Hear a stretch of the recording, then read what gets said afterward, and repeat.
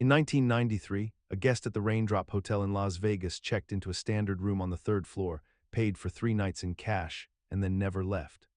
The housekeeping staff found the body approximately 2 weeks later when a new guest complained about an unusual odor emanating from beneath the mattress, a smell so pervasive that it had begun to penetrate the walls and spread into adjacent rooms.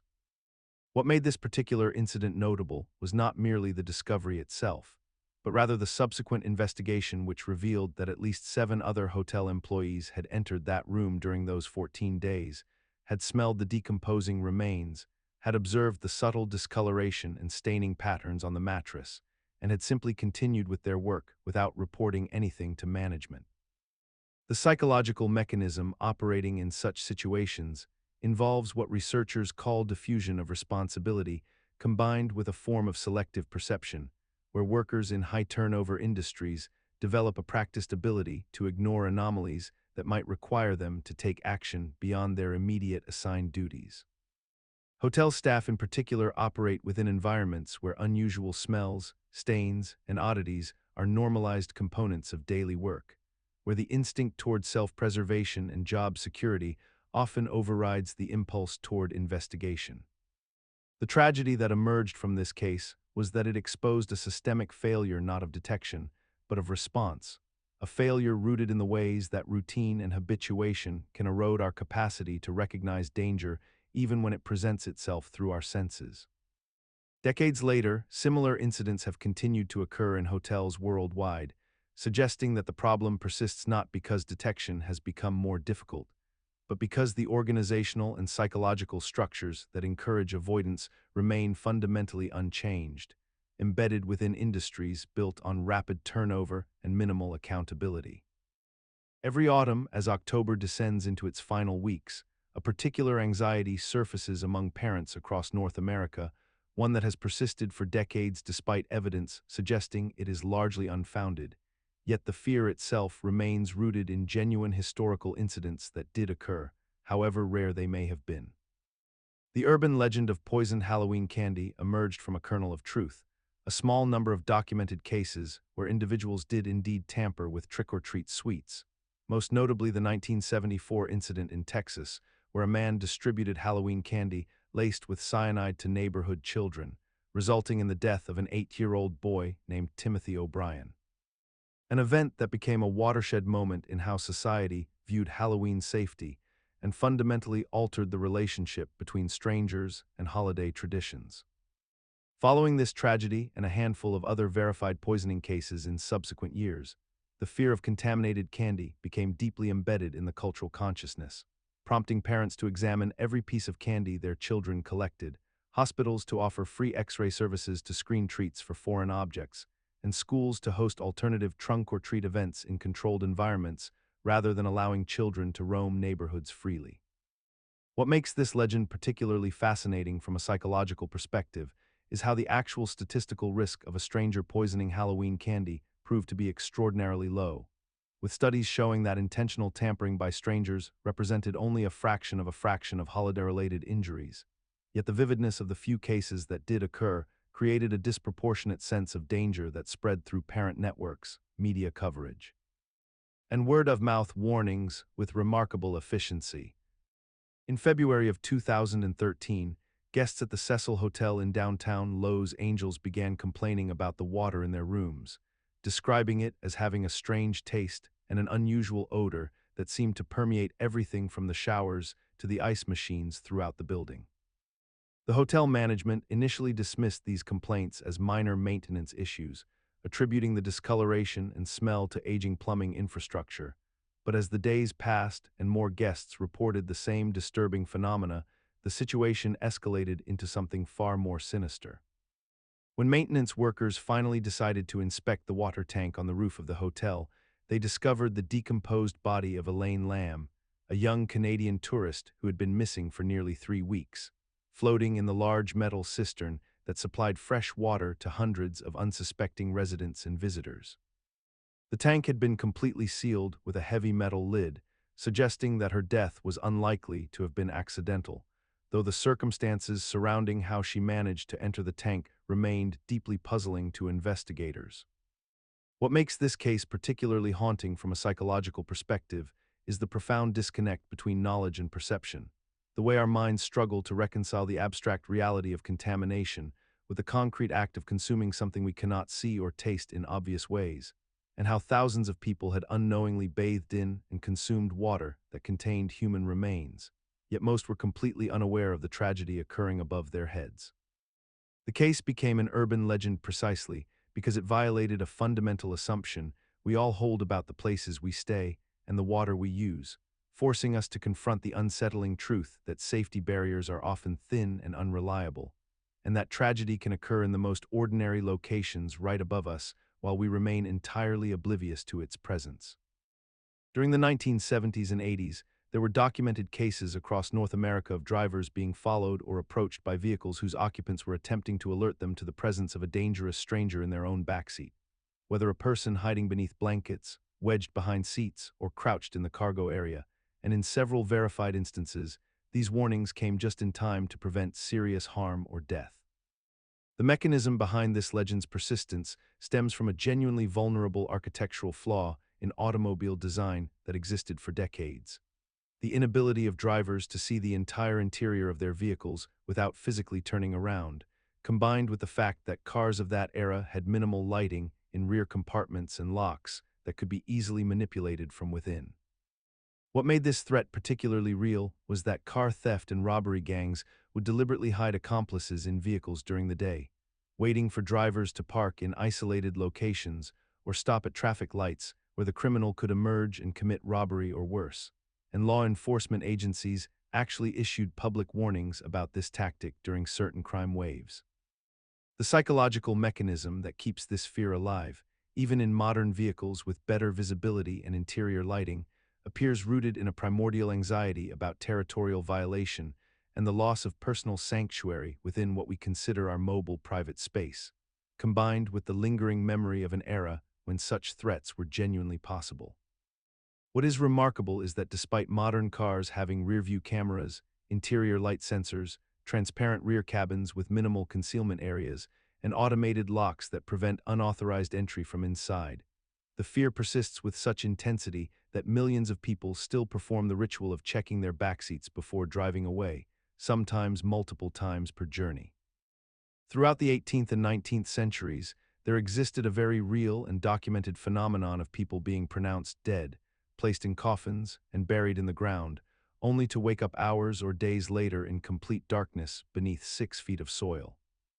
Medical science at the time was primitive and unreliable, lacking the sophisticated diagnostic tools we possess today, which meant that people suffering from catalepsy, severe comas, or conditions that dramatically slowed metabolic processes could appear clinically dead to even the most experienced physicians of their era. These individuals would wake in their coffins, a realization so profound and terrifying that it triggered immediate panic, frantic clawing at wooden lids, and desperate attempts to signal for help through muffled screams that rarely penetrated the layers of earth above them. The psychological mechanism behind this phenomenon was rooted in the simple reality that human error and medical limitation created genuine ambiguity about the boundary between life and death, a boundary we like to imagine as absolute and clear in our modern consciousness. The fear became so widespread that wealthy families began installing bell systems in coffins, elaborate mechanisms with ropes connected to above-ground bells that a buried person could ring to alert cemetery keepers, and coffin manufacturers marketed these devices as standard safety features for the paranoid and the wise alike. Newspapers published accounts of gravediggers hearing desperate knocking sounds from beneath the ground, and medical journals documented cases where autopsies revealed scratch marks on the inside of coffin lids, physical evidence that the interred had indeed regained consciousness in their final moments.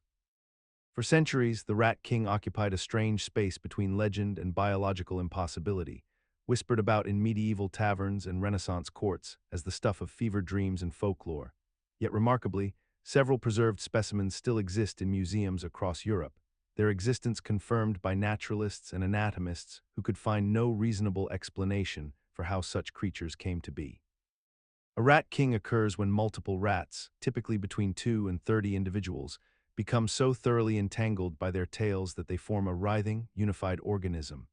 a grotesque mass of fur and sinew moving with disturbing coordination as a single entity bound together by knotted, twisted tails that have calcified or fused into permanent configurations.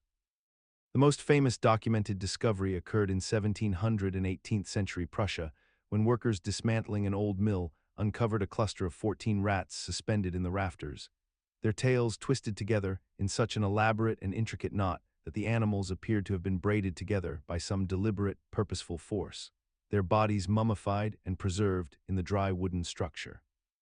The biological mechanism behind these formations likely stems from combinations of sticky substances like sap or excrement that coat rat tails, combined with the animals' desperate attempts to escape confinement in small spaces where they inadvertently wind around one another, their panicked movements creating tighter and tighter configurations until the knots become permanent and irreversible.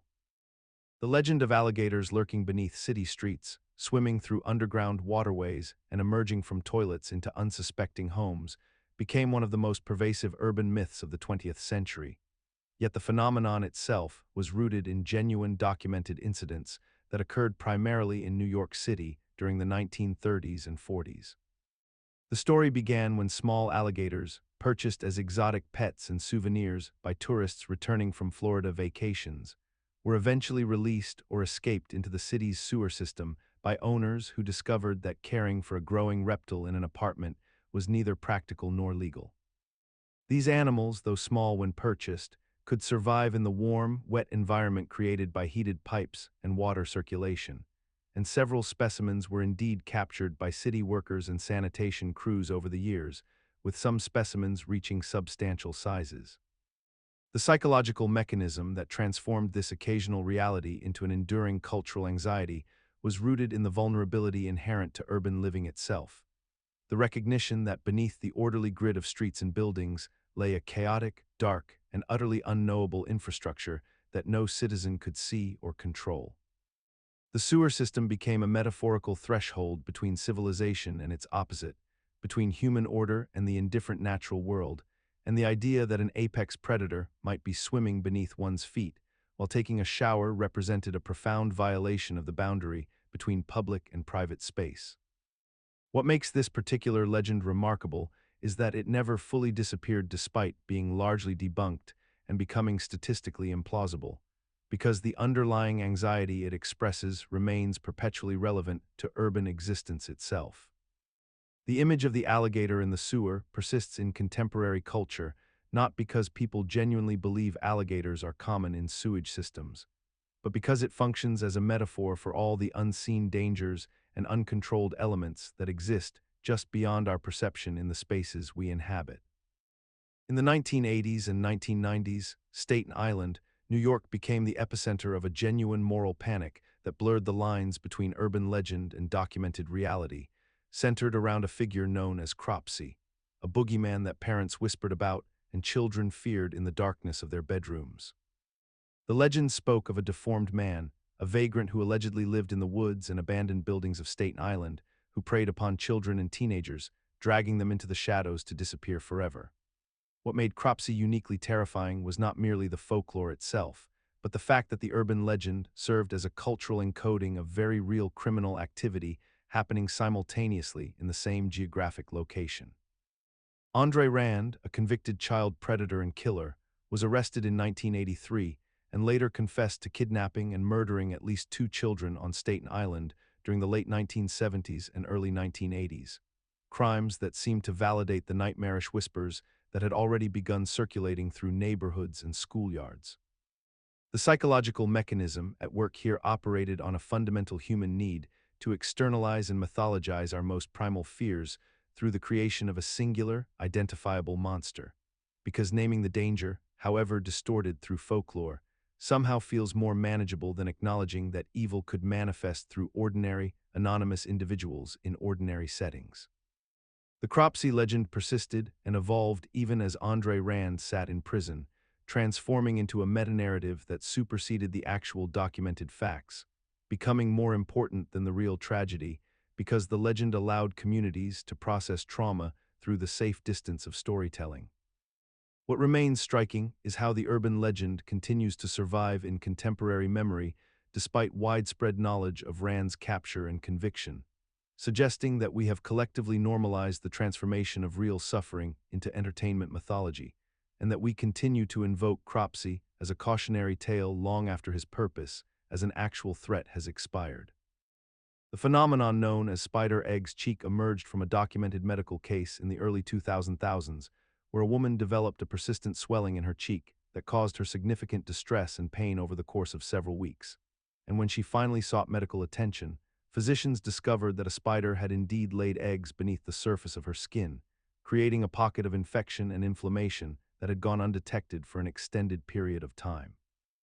The incident occurred in a warm climate where certain species of spiders are known to seek shelter in human dwellings and occasionally make contact with sleeping individuals. And in this particular case, the spider had managed to penetrate the skin through a microscopic cut or abrasion that the woman was entirely unaware of, depositing its eggs in the subcutaneous tissue where they remained unobserved until the swelling became impossible to ignore. What makes this case psychologically significant is how it transformed into a widespread urban legend that convinced millions of people that this was a common occurrence, despite the fact that such instances remain extraordinarily rare and require very specific environmental and biological conditions to manifest. Yet the legend persisted because it tapped into a fundamental human fear about loss of bodily autonomy and the invasion of our most intimate physical spaces by external organisms. The mechanism behind this legend's staying power lies in the combination of the case being entirely real and verifiable, which lends it credibility, paired with the visceral horror of the imagery, which makes it impossible to forget once heard, and our natural tendency to imagine worst-case scenarios when we experience any unexplained swelling or discomfort in our faces. There exists a peculiar phenomenon that has been documented across multiple households and cultures, one that begins innocuously enough but has left countless people unsettled by their own reactions to it, and the phenomenon is this. A person lies in bed at night, perhaps drifting towards sleep, when they feel a warm, wet sensation across the back of their hand or their palm, and in that drowsy moment between wakefulness and unconsciousness, they assume it is their pet dog licking their hand, a comforting gesture that most dog owners experience regularly and find endearing. The person, half asleep or entirely unreflective, simply accepts this touch and may even pet the dog in return, offering gentle reassurance before rolling over to continue sleeping. However, the real documentation of this event comes not from the initial occurrence but from what happens next. The person eventually wakes fully, turns on the light, and discovers that their dog was not in the bedroom at all, or was sleeping across the room, or the animal was locked outside the house entirely. The hand licker was something else, or perhaps nothing at all. What makes this phenomenon genuinely documented rather than merely folklore is that it has appeared in clinical case studies of sleep paralysis, hypnagogic hallucinations, and the strange territory between sleeping and waking where the human brain generates sensations that feel entirely physical and undeniable. The mechanism is straightforward. During certain sleep stages, the boundary between external sensation and internal sensory generation becomes permeable, and the brain, primed by the expectation of pet ownership and the context of being in one's own bedroom, manufactures a convincing tactile hallucination. It is not truly disturbing until one considers what it reveals about the reliability of our senses and how easily our minds can construct experiences so vivid and specific that we never question them until cold logic intervenes. The legend of the Hook Man has circulated through American folklore for decades, typically told as a cautionary tale about a disfigured killer with a hook prosthetic who preys upon couples parked in isolated locations. Yet the true origins of this narrative are far more grounded in historical reality than most realize. In the 1950s and 60s, across multiple regions of the United States, there were documented cases of men with severe physical disabilities, particularly those who had lost hands or arms in industrial accidents or military service, who were indeed involved in violent crimes that captured public imagination and spawned urban legends bearing their characteristics. One particularly notable case involved a man in the Midwest whose prosthetic device became the focal point of media coverage and community fear, transforming him into a figure of paranoia that eventually overshadowed the actual facts of the investigation. What makes this genuinely disturbing is not merely that such a person existed, but rather how the collective fear mechanism transformed a real criminal into an almost supernatural entity, stripping away the mundane reality of mental illness, desperation, and opportunity in favor of a more archetypal monster that was easier to discuss and fear. The psychological mechanism at work here involves how communities process unexplained violence by creating narratives that make chaos feel comprehensible. If the killer is not simply an ordinary person driven by circumstance and impulse, but rather a figure marked by visible difference and disability, then the fear becomes externalized and identifiable rather than internal and universal. This allowed ordinary people to believe that violence could be spotted, recognized, and avoided, when in reality the danger was distributed among seemingly normal individuals whose invisible motivations were far more relevant than their physical appearance. In the 1970s and 1980s, a dark urban legend circulated through American neighborhoods with such persistence that it became embedded in the collective consciousness of an entire generation. And the legend spoke of mysterious strangers who would tamper with Halloween candy, inserting razor blades, pins, needles, and even poison into treats given to unsuspecting children on trick-or-treat night. The fear was so widespread that parents across the nation began implementing screening protocols for their children's candy hauls, cutting open chocolates and apples, inspecting wrapped sweets with surgical precision, and many communities organized official candy inspection stations where concerned adults would examine collected treats before children consumed them. The psychological mechanism behind this panic operated on several levels simultaneously. It tapped into existing parental anxiety about stranger danger. It created a narrative that transformed a joyful childhood tradition into a potential minefield of hidden threats, and it allowed communities to organize around a shared sense of protection and vigilance, giving parents the illusion of control over an inherently chaotic and unpredictable world. What makes the Candyman legend particularly fascinating is that despite decades of searching, law enforcement agencies and public health officials were unable to document a single verified incident of a stranger poisoning or tampering with Halloween candy in any significant way across the entire United States. Yet the legend persisted with such force that it fundamentally altered how Halloween was celebrated, how parents supervised their children, and how communities approached stranger danger narratives. In the 1940s, a young boy named Charlie Maltby lived in Beaver County, Pennsylvania, and at around age 8 years old, he suffered a catastrophic electrical accident that would define the rest of his existence and transform him into one of America's most persistent urban legends.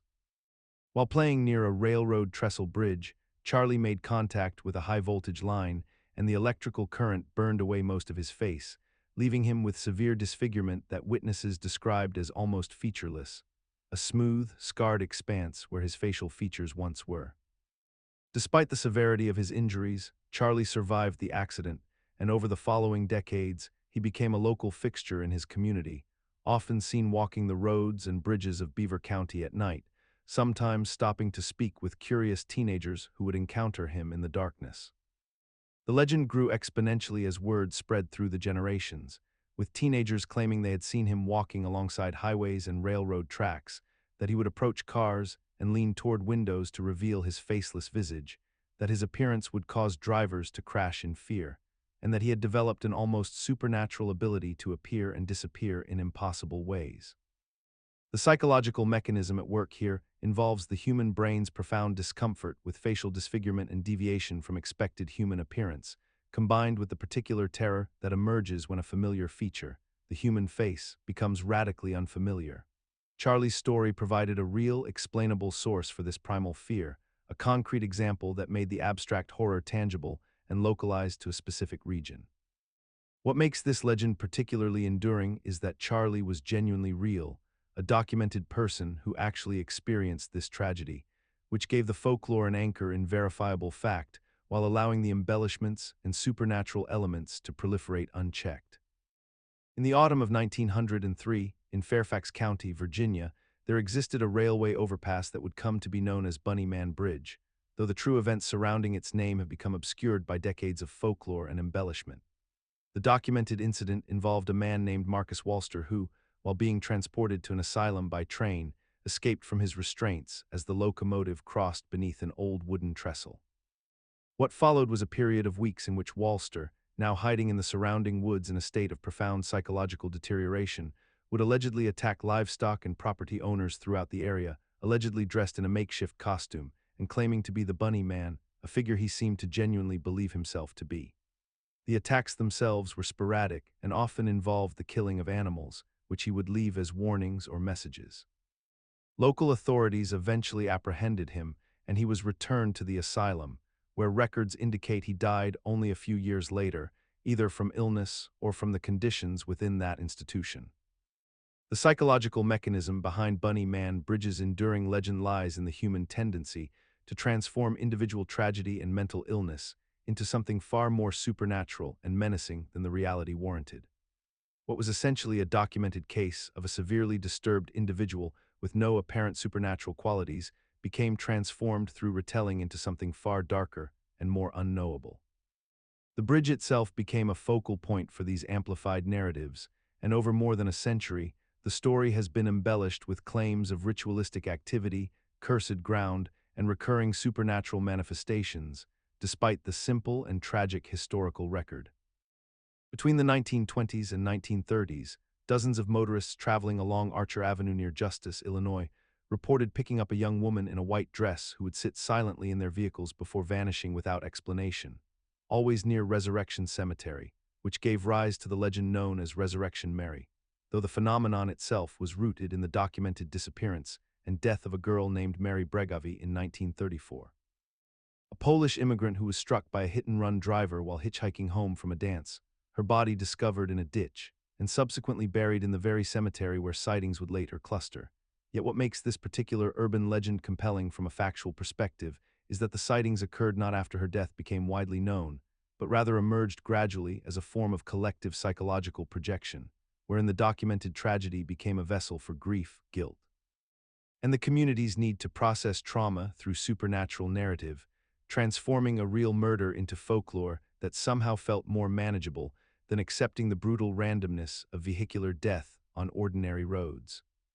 The mechanism underlying Resurrection Mary's persistence lies in how human perception operates when primed by genuine tragedy and emotional significance.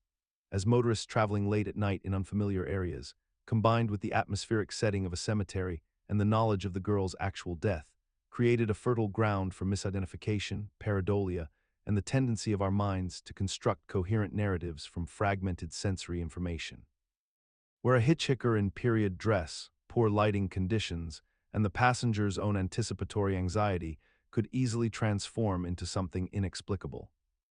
On December 15, 1967, the Silver Bridge spanning the Ohio River between Point Pleasant, West Virginia, and Gallipolis, Ohio experienced a catastrophic structural failure during rush hour traffic, plunging 46 people to their deaths in the frigid waters below, and the tragedy became forever intertwined with the legend of Mothman, a creature that had allegedly terrorized the region for 13 months prior to the disaster. Beginning in November 1966, dozens of credible witnesses, including construction workers, families, and local officials, reported encounters with a massive winged humanoid entity with hypnotic red eyes and a wingspan exceeding 10 feet, and these sightings intensified in frequency and proximity as the months progressed, creating a climate of genuine fear throughout Point Pleasant.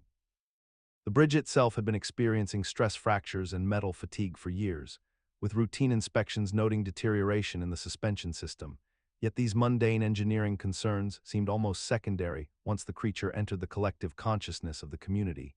as residents began to wonder if Mothman was not merely observing the bridge, but actively targeting it, or perhaps warning them of impending doom through its increasingly aggressive appearances.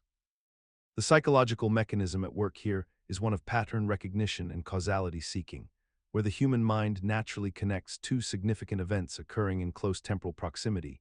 even when one possesses a purely mechanical explanation and the other remains scientifically unverifiable,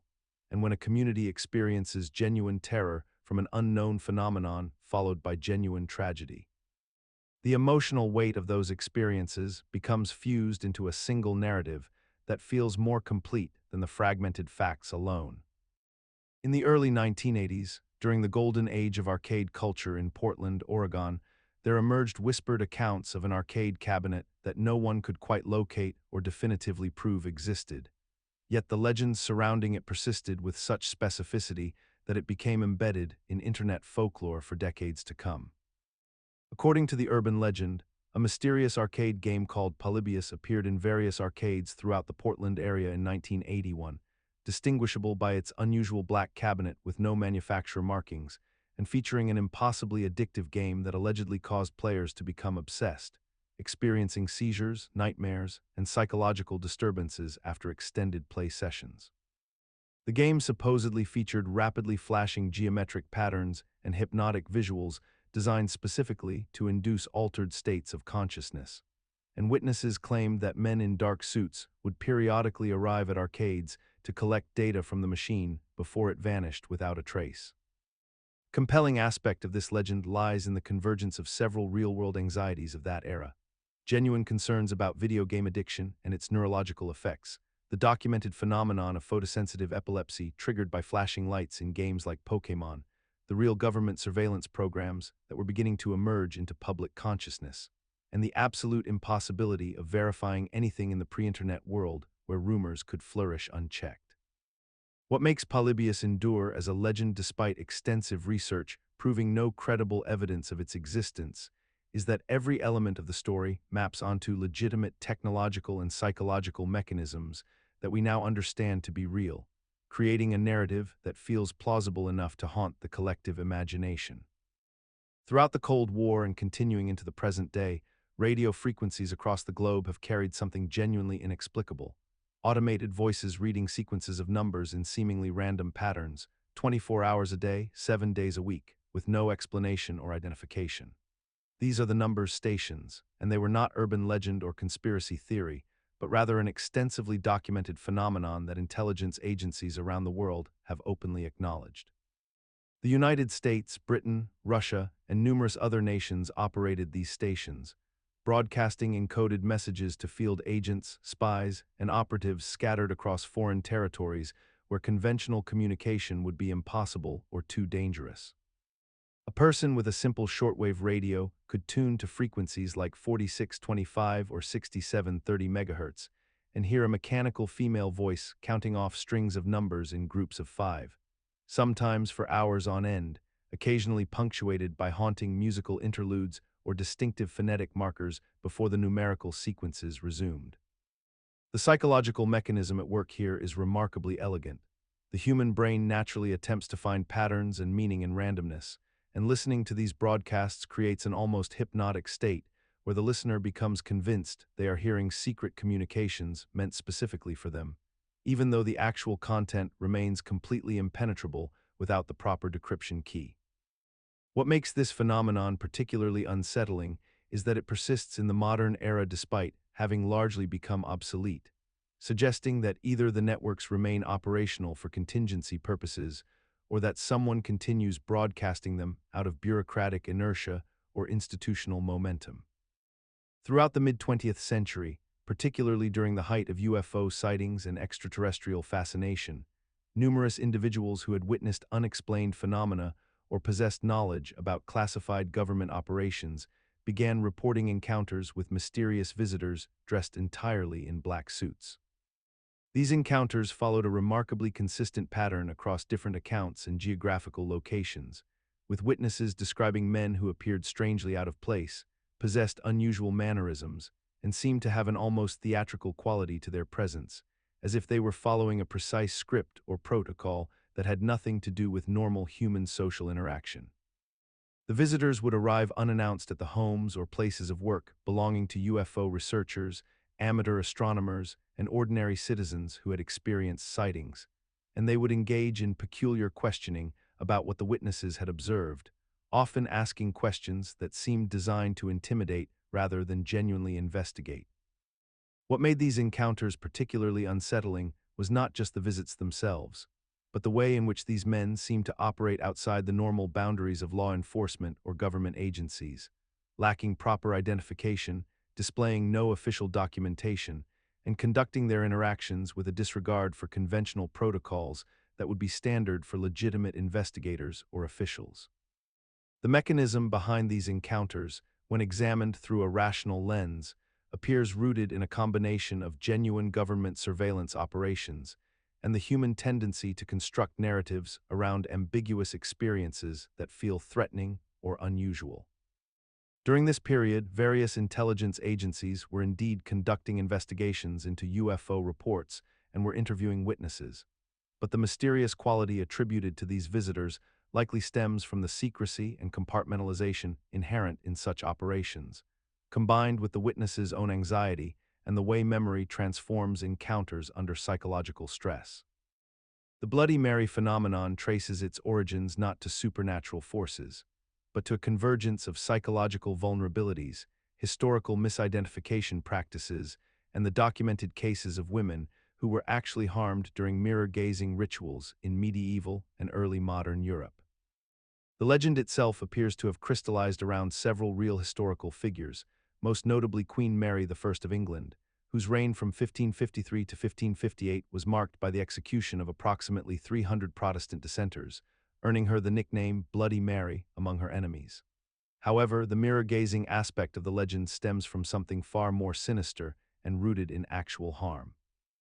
In the 16th and 17th centuries, young women and girls would gather in darkened rooms and stare into mirrors, often by candlelight, attempting to summon spirits or see visions of their future husbands. During these sessions, documented cases emerged of girls experiencing what we now understand as induced visual hallucinations brought on by prolonged staring, flickering light sources, and psychological suggestion. Yet in their time, these experiences were attributed to demonic visitations or the appearance of supernatural entities. The neurological reality is that the human eye and brain, when subjected to prolonged unfocused staring at one's own reflection, combined with inconsistent lighting and heightened expectation, will begin to distort facial features through a phenomenon called the Troxler effect, where static images fade from perception and the brain fills in gaps with increasingly disturbing interpretations. Girls would report seeing their faces transform into skulls, bloodied visages, or demonic expressions, and some even suffered psychological breaks severe enough to require institutionalization. In the early 1990s, a babysitter received a series of increasingly disturbing phone calls while watching two children in a suburban home, and when she finally contacted the police to report the threatening caller, the dispatcher informed her that the calls were originating from the telephone extension upstairs in the master bedroom where the children were sleeping. The babysitter, whose name was never widely publicized, had been receiving these calls throughout the evening, each one more menacing than the last, with a male voice making vague threats and asking if she was alone with the children. And she had followed the common safety protocol of the era by calling the police non-emergency line to report a harassing caller rather than confronting the situation herself. The police arrived within minutes and discovered that a man had indeed entered the home through an unlocked basement window and had made his way to the upstairs phone, from which he had been making calls to the babysitter downstairs, creating a psychological trap where she was simultaneously being threatened and unable to leave the children unattended to escape, which meant she was cornered in the most fundamental sense. What makes this incident so psychologically significant is that it exploited the exact architecture of modern safety protocols and family homes against themselves, turning the very spaces designed for protection into a maze where the babysitter could not move without abandoning her responsibility to the children, and the caller knew this, which is why he used the upstairs phone rather than simply confronting her directly. The incident has persisted in American folklore for decades, though verification of specific details remains difficult because many variations of this story circulated throughout the 1990s and early 2000s, passed around in chat rooms and late-night conversations before social media existed to document such events definitively. The legend of the kidney theft ice bath emerged from a deeply troubling real phenomenon that occurred primarily throughout the 1990s and 2000s, when vulnerable individuals, particularly those traveling alone or staying in unfamiliar accommodations, would wake in bathtubs filled with ice to discover surgical incisions near their lower back or flanks, accompanied by a note instructing them to remain still and seek immediate medical attention. While comprehensive investigations by law enforcement agencies across multiple countries found that actual organ theft during these incidents was extraordinarily rare or non-existent, the psychological mechanism behind this urban legend's persistence reveals something far more sinister about human vulnerability and trust. The legend exploited genuine surgical knowledge and medical reality, blending verifiable facts about organ transplantation markets with the primal fear of bodily violation while unconscious, creating a narrative that felt disturbingly plausible even as it defied logical scrutiny. Documented cases examined by medical professionals revealed that most victims either experienced elaborate hoaxes perpetrated by acquaintances, suffered hallucinations, or internalized exaggerated rumors into false memories of traumatic events that never occurred. The urban legend persisted and evolved because it crystallized modern anxieties about pharmaceutical industries, international trafficking networks, and the commodification of human bodies into a single, digestible narrative that bypassed rational skepticism through sheer visceral horror. What makes this legend particularly fascinating is how it remained culturally resonant despite the absence of substantiated evidence, suggesting that the fear itself, rather than the statistical likelihood of occurrence, determined its staying power in collective consciousness and warned travelers about trusting strangers or accepting drinks from unknown sources, ultimately serving as a cautionary framework even when the specific threat proved largely imaginary. In the summer of 1854, the Soho district of London experienced a cholera outbreak so devastating that it would reshape public health forever. And at its center was a single contaminated water pump on Broad Street that became the literal source of death for over 600 people within just 2 weeks. Dr. John Snow, a physician working against the prevailing medical consensus of his time, meticulously mapped each cholera case and discovered they all clustered around this one water source, eventually convincing local authorities to remove the pump's handle, which stopped the outbreak almost immediately and proved that disease could be transmitted through contaminated water rather than through the miasmic air that doctors had blamed for centuries.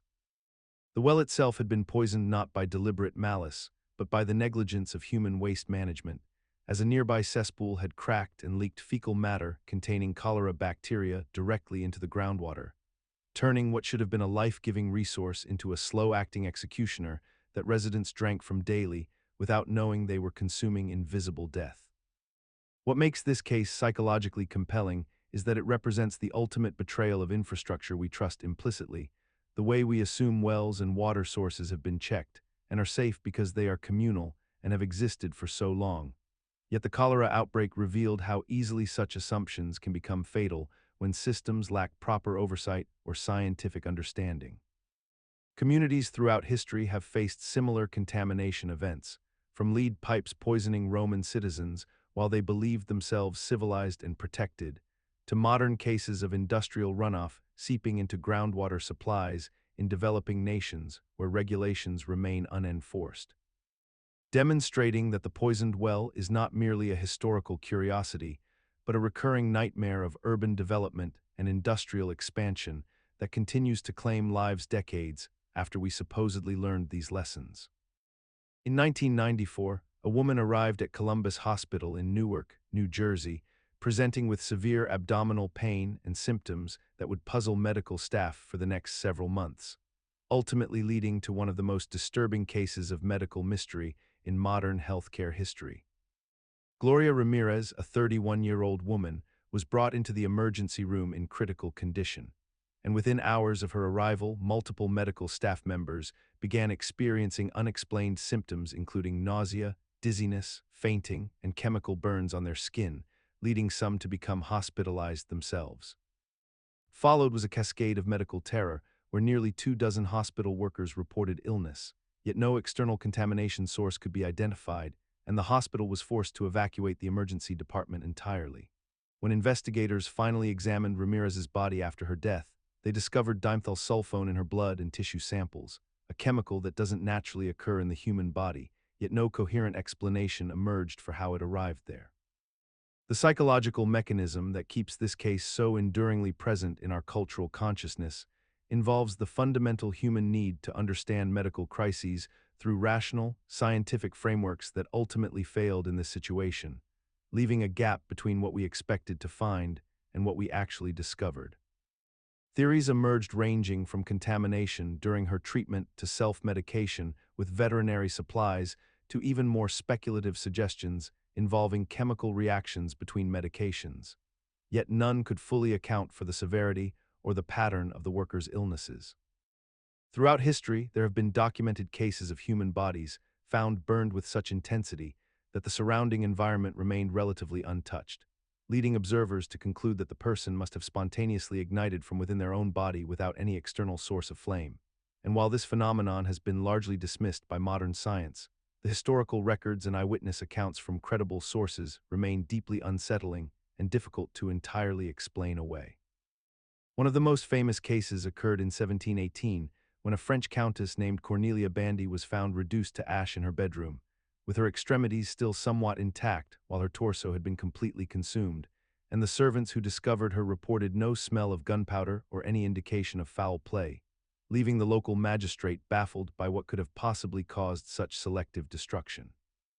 The mechanism that some researchers have proposed involves a theory known as the wick effect, wherein a person's body fat becomes liquefied due to external heat sources like a fallen cigarette or nearby flame, and this fat then acts as a fuel source similar to a candle, burning intensely while the body itself becomes the wick, creating temperatures high enough to carbonize tissue and bone while leaving nearby fabrics and furniture relatively unharmed due to the concentrated nature of the burning process.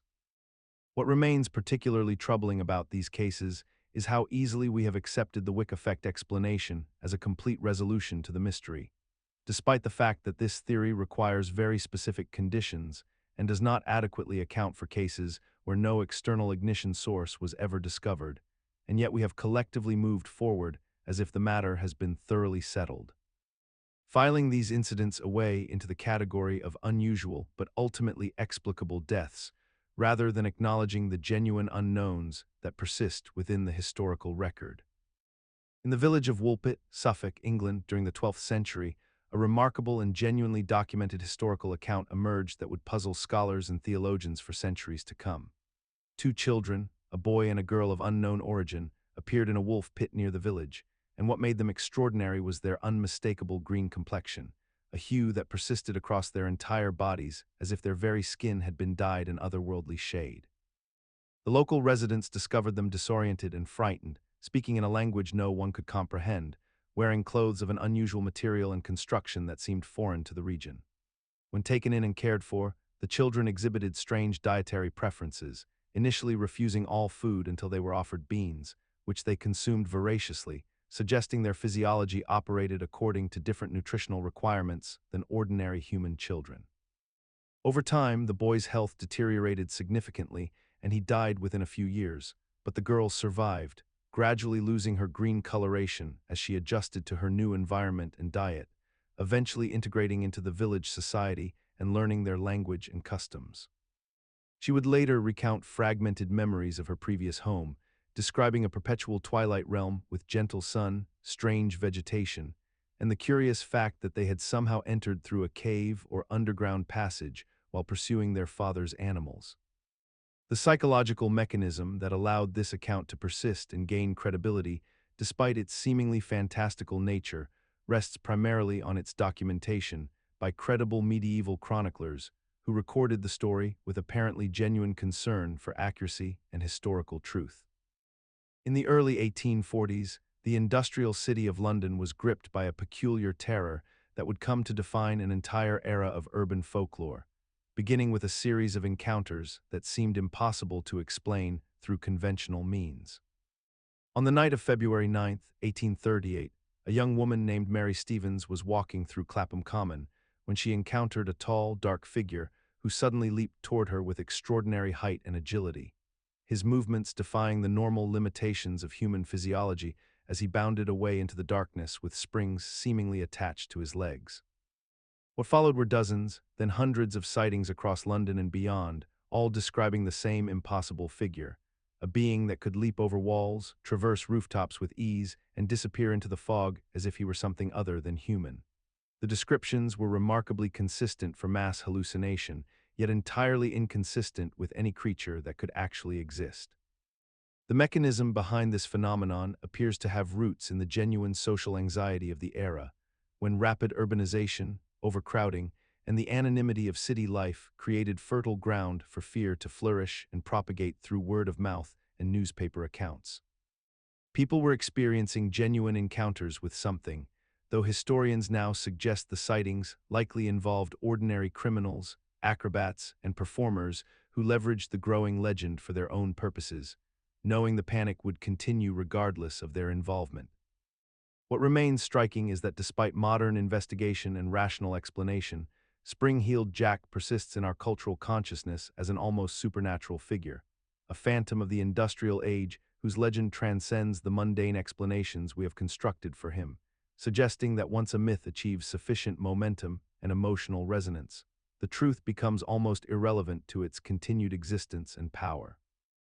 In the summer of 1942, the small town of Pascagoula, Mississippi became the epicenter of one of the strangest crime waves in American history, one that defied explanation and seemed to operate outside the bounds of rational criminal behavior. A mysterious figure, later dubbed the Phantom Barber, began entering homes in the dead of night through unlocked windows and doors, and instead of stealing valuables or causing violent harm, this intruder would simply cut the hair of sleeping residents, particularly women, before vanishing without a trace. The first confirmed attack occurred on June 1st when a woman awoke to find her hair severely hacked at, and within weeks, dozens more victims reported identical incidents, describing an invisible assailant who somehow entered their homes, wielded scissors or razors with disturbing precision in complete darkness, and disappeared before anyone could catch him or even fully wake up. The psychological mechanism that likely sustained this panic was a combination of genuine nighttime intrusions that occurred in an era before widespread home security, exaggerated retellings that accumulated detail with each retelling, and the human brain's tendency to create patterns and narratives from fragmented, half-remembered incidents that happen while people are in the vulnerable state between sleep and consciousness. When someone awakens disoriented to find a lock of hair missing or a strand of hair out of place, their sleeping mind has already constructed a narrative before their rational mind engages. And in a community already primed by newspaper coverage and word of mouth, every unexplained hair loss, every unlocked door, every rustling sound became evidence of the Phantom Barber's presence. In the summer of 1944, the small Illinois town of Mattoon experienced a wave of panic that would grip its entire population for weeks. Driven by reports of a mysterious figure prowling neighborhoods at night and spraying an unknown chemical substance through windows and screens into the homes of unsuspecting residents. The phenomenon began in early September when a woman reported smelling a peculiar, sickly sweet odor near her bedroom window, followed by a second incident days later involving another family who claimed to have witnessed a shadowy silhouette at their window before experiencing nausea and a strange paralysis that left them unable to move or cry out. What made the Mad Gasser particularly terrifying was not merely the physical acts themselves, which caused no permanent injury, but rather the profound sense of violation and vulnerability that permeated through the town as more and more residents reported similar encounters with increasing frequency and desperation. The psychological mechanism at work in Mattoon operated through a process of collective reinforcement, where each new report validated the fears of previous victims and simultaneously lowered the threshold for what ordinary people would interpret as evidence of the Gasser's presence, transforming innocent nighttime sounds, common household odors, and the natural anxiety of darkness into confirmation of a predatory threat lurking outside their walls. The town descended into a state of hypervigilance where residents armed themselves, formed vigilante search parties, and barricaded their windows and doors with such intensity that the fear itself became more damaging than any actual encounters ever could have been. What remains remarkable about the Mad Gasser of Mattoon is how thoroughly the entire episode has been dismissed by historians and modern analysts as mass hysteria, despite the fact that some reported incidents occurred with enough specificity and corroboration that they resist easy dismissal, leaving an uncomfortable space between complete fabrication and confirmed reality where the legend still resides today. In the early 1920s, New Orleans was gripped by a terror unlike anything the city had experienced before, born from a series of violent home invasions targeting Italian grocery store owners and their families, attacks that seemed random in their selection of victims, yet deliberate in their brutality, with assailants using straight razors and axes to wound and mutilate their prey in the dead of night. What made these crimes particularly unusual was not merely the violence itself, but the increasingly bizarre communications that began arriving at newspaper offices across the city, letters signed by someone claiming to be the perpetrator, a figure who called himself the Axeman and who gradually shifted from making vague threats to expressing philosophical musings about music, jazz music specifically, and eventually issued an explicit demand that on a particular evening, every home in New Orleans must have jazz music playing, or he would enter and kill everyone inside. The psychological mechanism at work here was the power of the written word to transform a killer from an anonymous nocturnal threat into a character with apparent personality and agency, someone who seemed to be communicating directly with the public rather than simply committing random murders, and the letters themselves became so detailed and idiosyncratic, discussing his love of jazz and his philosophical beliefs about free will and moral choice, that they created an almost parasocial relationship between the killer and the city's residents, who found themselves both terrified and inexplicably fascinated by what he might say or do next. Beneath the streets of Paris lies a network of limestone quarries spanning nearly 200 miles, a shadowy labyrinth known as the Catacombs, which transformed over centuries into an ossuary holding the remains of approximately 6 million people relocated from overcrowded cemeteries during the late 18th and 19th centuries. Throughout the decades, explorers and curious adventurers have ventured into these passages seeking thrills, historical artifacts, or simply the rush of traversing forbidden underground spaces. Yet numerous documented cases reveal that some explorers have become hopelessly disoriented and lost within the twisting corridors where identical stone walls stretch endlessly in every direction, making it nearly impossible to determine which passages lead toward the surface and which descend deeper into the darkness.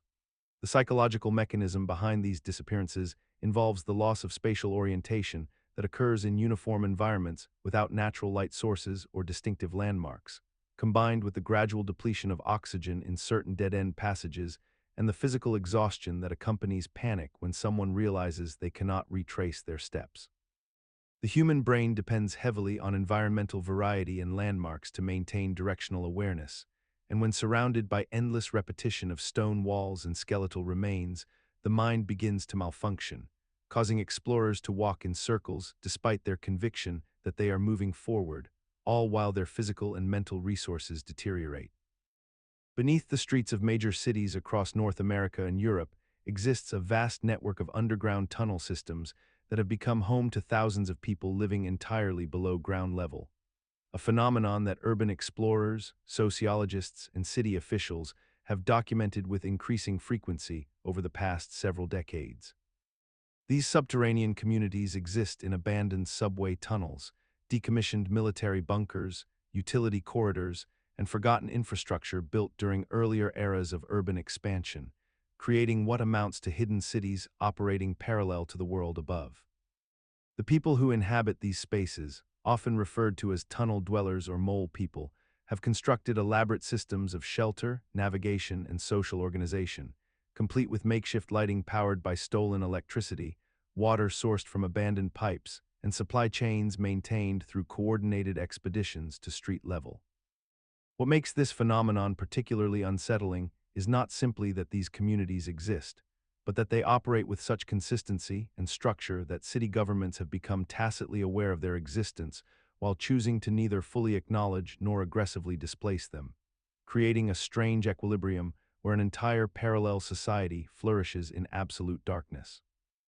The psychological mechanism driving this reality stems from a combination of economic factors, mental health crises, and the simple architectural truth that cities contain far more space beneath their surfaces than above them.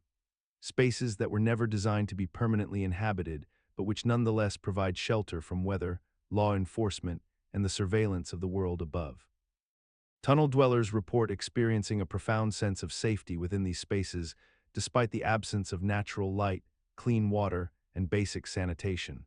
suggesting that the human mind can adapt remarkably quickly to even the most inhospitable environments when the alternative is exposure and vulnerability on city streets.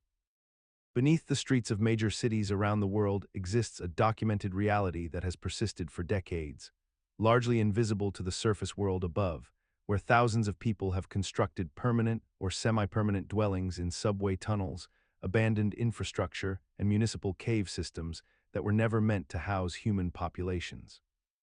In cities like Moscow, New York, Tokyo, and Paris, extensive networks of former Cold War bunkers, decommissioned transit systems, and natural underground formations have become home to communities of individuals who have deliberately chosen, or been forced by circumstance, to exist entirely beneath street level, developing their own social structures, economies, and hierarchies that function independently of surface society. These communities are not temporary encampments, but rather established settlements where people are born, conduct business, raise children, and die without ever ascending to natural sunlight, creating underground societies with their own rules, territories, and unwritten laws that govern interaction and resource distribution. The psychological mechanism that allows humans to adapt to perpetual darkness and subterranean existence relates to the remarkable neuroplasticity of the human brain, which can recalibrate circadian rhythms, vitamin D production, and spatial awareness when subjected to consistent environmental conditions, essentially allowing the body to normalize an existence that would seem fundamentally contrary to human physiology. What makes this phenomenon particularly striking is how these underground communities persist despite every logical reason they should not,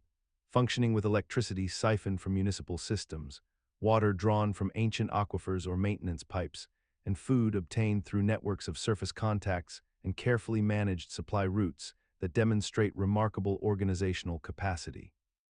During the late 1980s and 90s, urban planners and city officials across North America began noticing a peculiar phenomenon beneath the concrete bridges and elevated highways that crisscrossed metropolitan areas, particularly in cities like Portland, Seattle, and Vancouver, where homeless populations had established semi-permanent settlements in these liminal spaces. And the term bridge troll emerged not as folklore, but as a darkly practical descriptor for individuals who had adapted to living in the shadowy, forgotten zones directly underneath major city infrastructure. These spaces offered certain advantages that made them seem logical to desperate people seeking shelter. They provided overhead protection from rain and snow, relative invisibility from law enforcement and social services, insulation from wind through the mass of concrete and steel, and often proximity to underground water sources or drainage systems that could be accessed for survival purposes.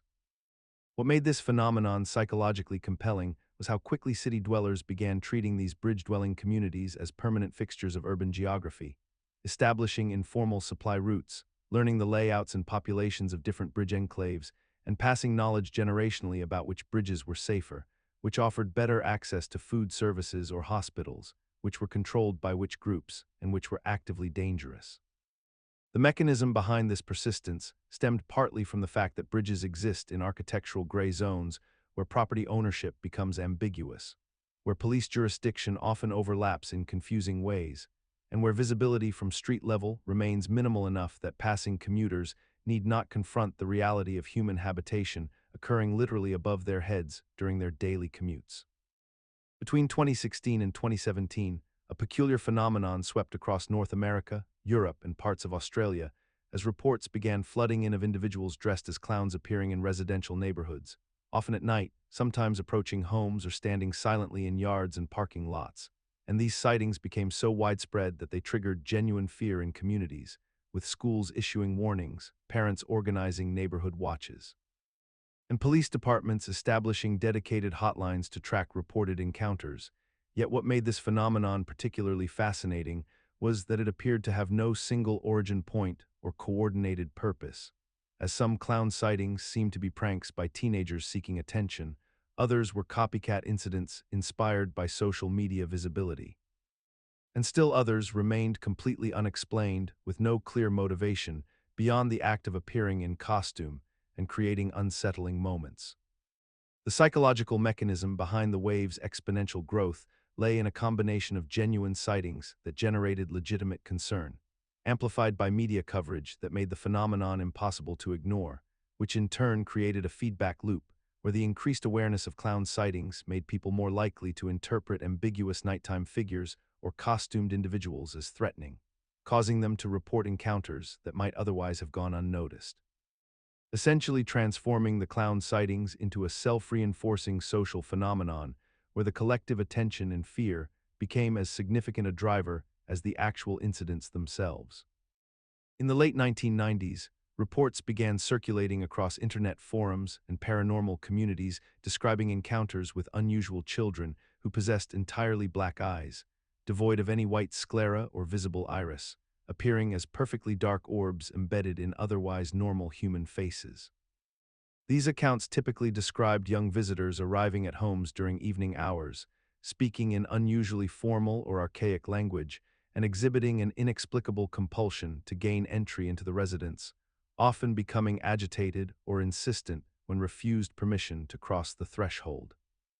The witnesses reported feeling an overwhelming sense of dread and wrongness during these encounters, a primal unease that transcended logical explanation, combined with an almost hypnotic difficulty in refusing the children's requests despite the profound fear they inspired.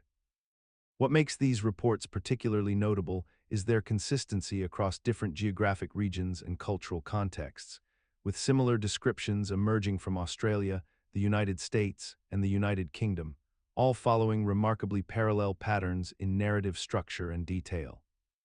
The psychological mechanism underlying these accounts likely relates to our deep evolutionary responses to anomalies in human appearance, particularly in children, whose deviation from expected developmental norms triggers an instinctive alarm response in observers, a reaction intensified by the liminal nature of evening hours when our cognitive defenses are typically lowered. Furthermore, the formal speech patterns attributed to these entities tap into archetypal cultural anxieties about the uncanny and the inhuman masquerading as innocent, creating a cognitive dissonance between the familiar form of a child and the profoundly unfamiliar behavioral presentation.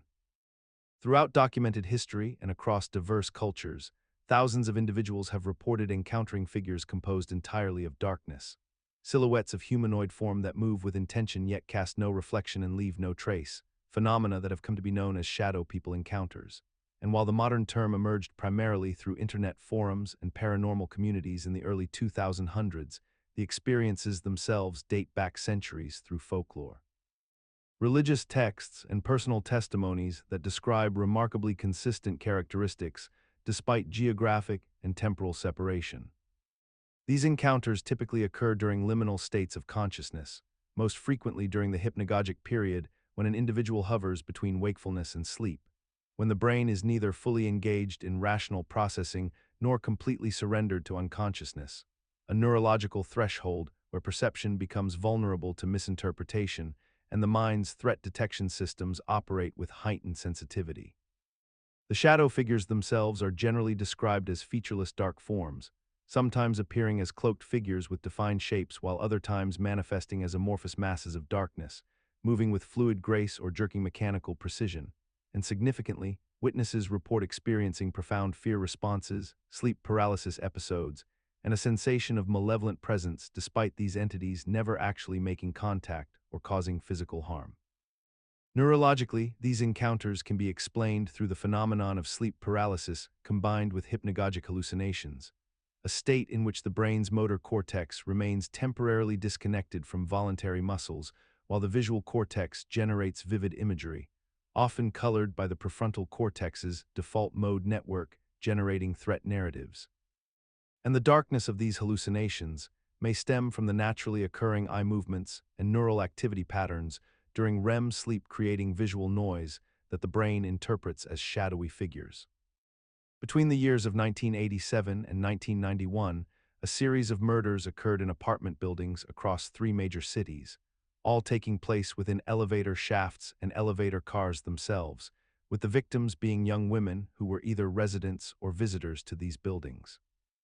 The cases remained largely unconnected in official investigations until a criminologist noticed the peculiar pattern of how these crimes were being committed, which involved the perpetrator luring victims into elevators during late evening hours, often by posing as a maintenance worker or fellow resident,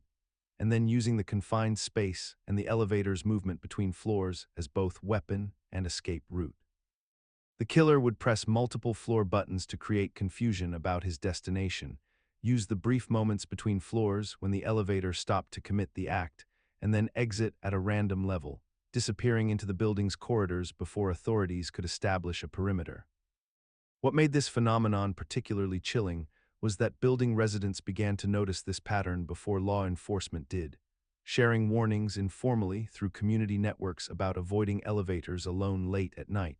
about never allowing strangers inside, and about the specific behaviors that might indicate danger.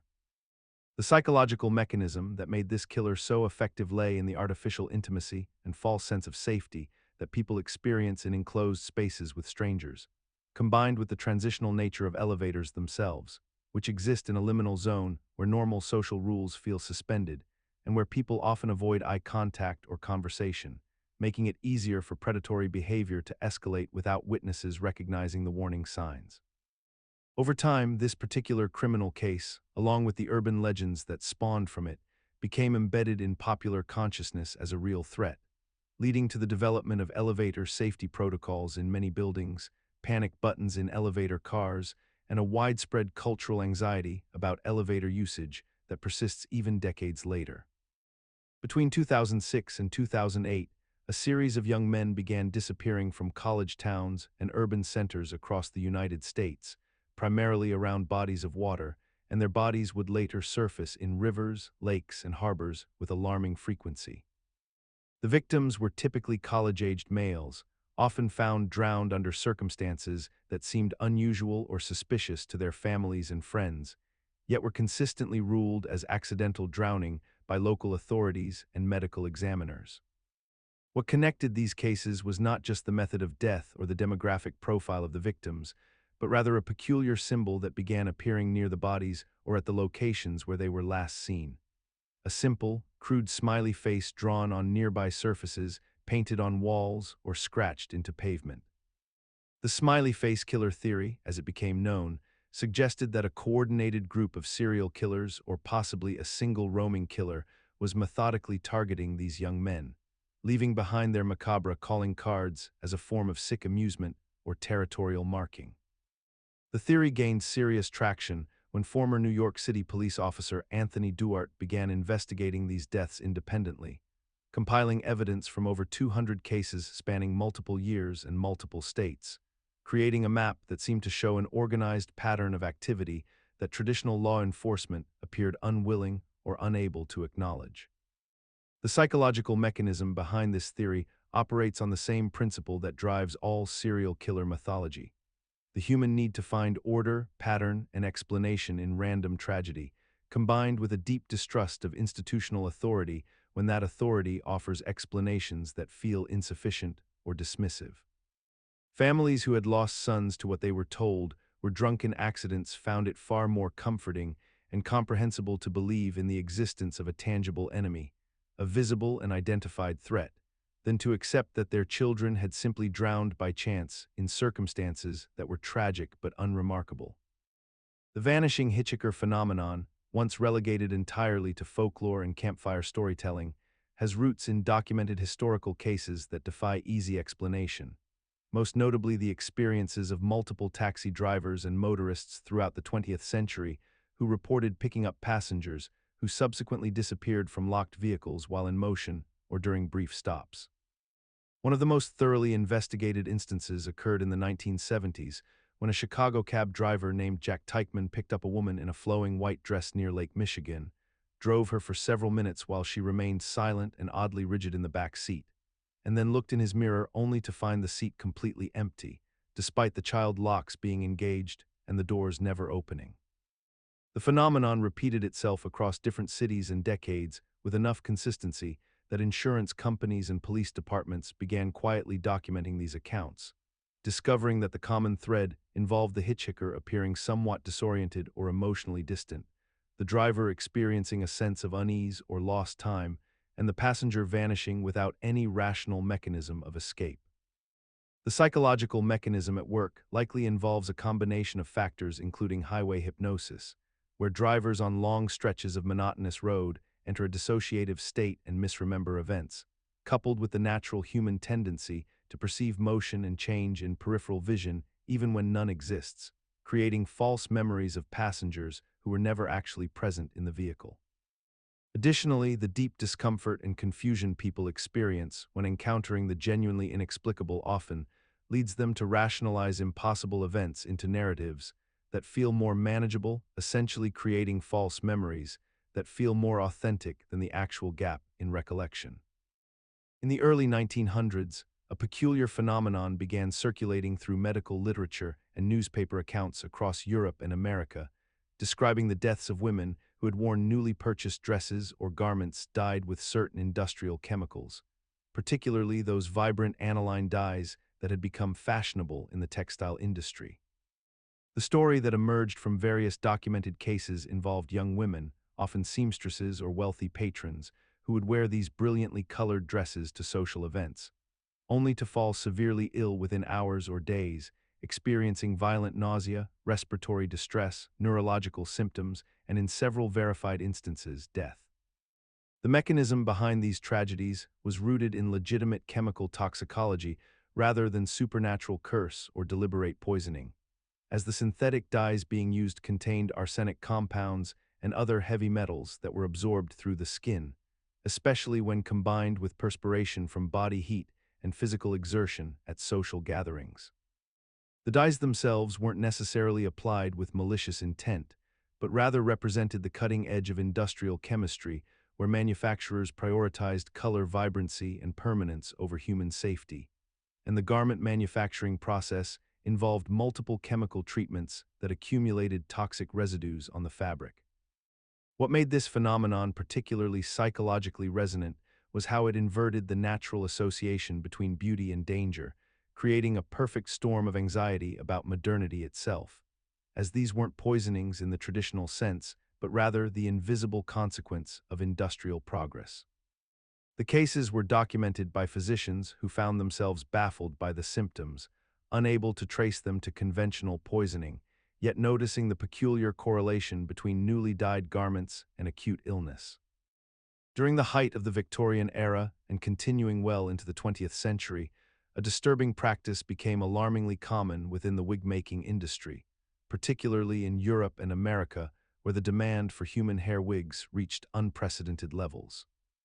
Manufacturers and hair collectors, driven by profit margins and an insatiable market demand from the wealthy classes who could afford such accessories, began sourcing hair from sources that were far less regulated than anyone would care to admit. And among these sources were the bodies of deceased individuals from poorhouses, hospitals, and cemeteries, collected by grave robbers and body snatchers who operated with disturbing frequency. What made this practice particularly nightmarish, however, was not merely the ethical violation of desecrating the dead, but rather the fact that these hair bundles, often stored in damp warehouses and transported across continents in conditions that were wholly unsuitable for preservation, became infested with rats and other rodents who nested within the coiled locks, leaving behind droppings, parasites, and disease-carrying bacteria that would later be transferred directly onto the heads of unsuspecting wearers. The psychological mechanism behind society's acceptance of this horror operated on multiple levels. First, there existed a profound disconnect between the end product and its origins, much like the modern consumer who never considers the true cost of their purchases. And second, the sheer prestige associated with wearing human hair wigs created a kind of willful ignorance wherein people simply refused to question what they did not wish to know. Throughout medieval and early modern England, particularly in the rural moorlands of northern counties like Lancashire and Yorkshire, there existed designated pathways known as corpse roads or lich ways, routes that were legally established and maintained specifically for the transportation of the deceased from remote villages to the nearest consecrated church or burial ground, often spanning miles across treacherous terrain where no roads otherwise existed. These weren't mythical shortcuts or supernatural passages, but rather genuine legal infrastructure created out of necessity when communities found themselves geographically isolated from proper Christian burial sites, and the spiritual imperative to inter bodies in hallowed ground superseded the practical difficulties of long-distance transport. The word lich itself derives from the Old English word lich, meaning corpse, and these paths became codified into law, with communities obligated to maintain them and mourners required to use them even when alternative routes might have been shorter or safer, because canon law explicitly demanded that bodies travel directly toward their final resting place without deviation. What makes corpse roads genuinely unsettling isn't the supernatural folklore that attached itself to them decades or centuries later, but rather the psychological weight of understanding that entire landscapes were literally shaped around death, that communities engineered their geography around the inevitable movement of corpses, and that these same paths would be traveled hundreds or thousands of times over generations, each journey following the exact same route worn into the earth by grief and obligation. In the early 2000s, a peculiar phenomenon emerged within the used car market that seemed to defy conventional explanation, yet it was entirely rooted in documented forensic science and the stubborn persistence of organic decay. When a person dies inside a vehicle and remains undiscovered for an extended period, the human body undergoes a process of decomposition that releases countless volatile organic compounds into the enclosed environment. Compounds that seep into upholstery, padding, carpeting, and the very ventilation system of the automobile itself. These compounds include dimethyl disulfide, dimethyl trisulfide, and various mercaptans, molecules so potent that they create an unmistakable stench that professional crime scene cleaners have described as one of the most difficult and invasive odors to eliminate. Car dealers and private sellers discovered that even after professional detailing, even after replacing seat covers and shampooing carpets multiple times, even after running ozone machines and activated charcoal filters for days, the smell would occasionally return, emerging from within the dashboard or creeping up from beneath the floorboards where the compounds had penetrated. The persistence of this odor became so legendary that people began to avoid vehicles with vague histories, creating an entire secondary market of cars that dealerships had to sell at substantial losses because potential buyers could sense something was wrong, even if they could not consciously identify what that something was. What makes this phenomenon remarkable is not merely that death leaves a chemical signature so powerful it cannot be erased, but rather that we have collectively accepted this as an inerasable truth about vehicles, something so fundamentally understood in automotive culture that it requires no explanation. It simply exists as folklore backed by the undeniable biochemistry of human mortality. Throughout the 1980s and 90s, emergency rooms across North America reported a peculiar phenomenon that seemed to confirm one of modern society's most primal bathroom anxieties. People arriving with bite wounds on their genital areas that they attributed to spiders lurking beneath toilet seats, waiting in the darkness for unsuspecting victims to settle above them. These cases were documented with surprising frequency in medical literature, with dermatologists and emergency physicians noting that patients would describe the moment of contact, a sharp pain, and then the discovery of what appeared to be spider bite marks in the most vulnerable locations imaginable. The cases seemed credible because they were reported by otherwise rational people, sometimes with visible puncture marks or welts that medical professionals could observe and document. However, when entomologists and arachnologists actually investigated these incidents, they discovered something far more complex than a coordinated spider attack from beneath porcelain thrones. The reality involved a combination of factors. People were experiencing skin infections, hemorrhoids, or dermatological conditions that appeared suddenly and painfully, and in moments of vulnerability and confusion, the mind automatically generated an explanation that aligned with existing urban folklore, creating a false memory of the triggering event that felt absolutely genuine to the person experiencing it.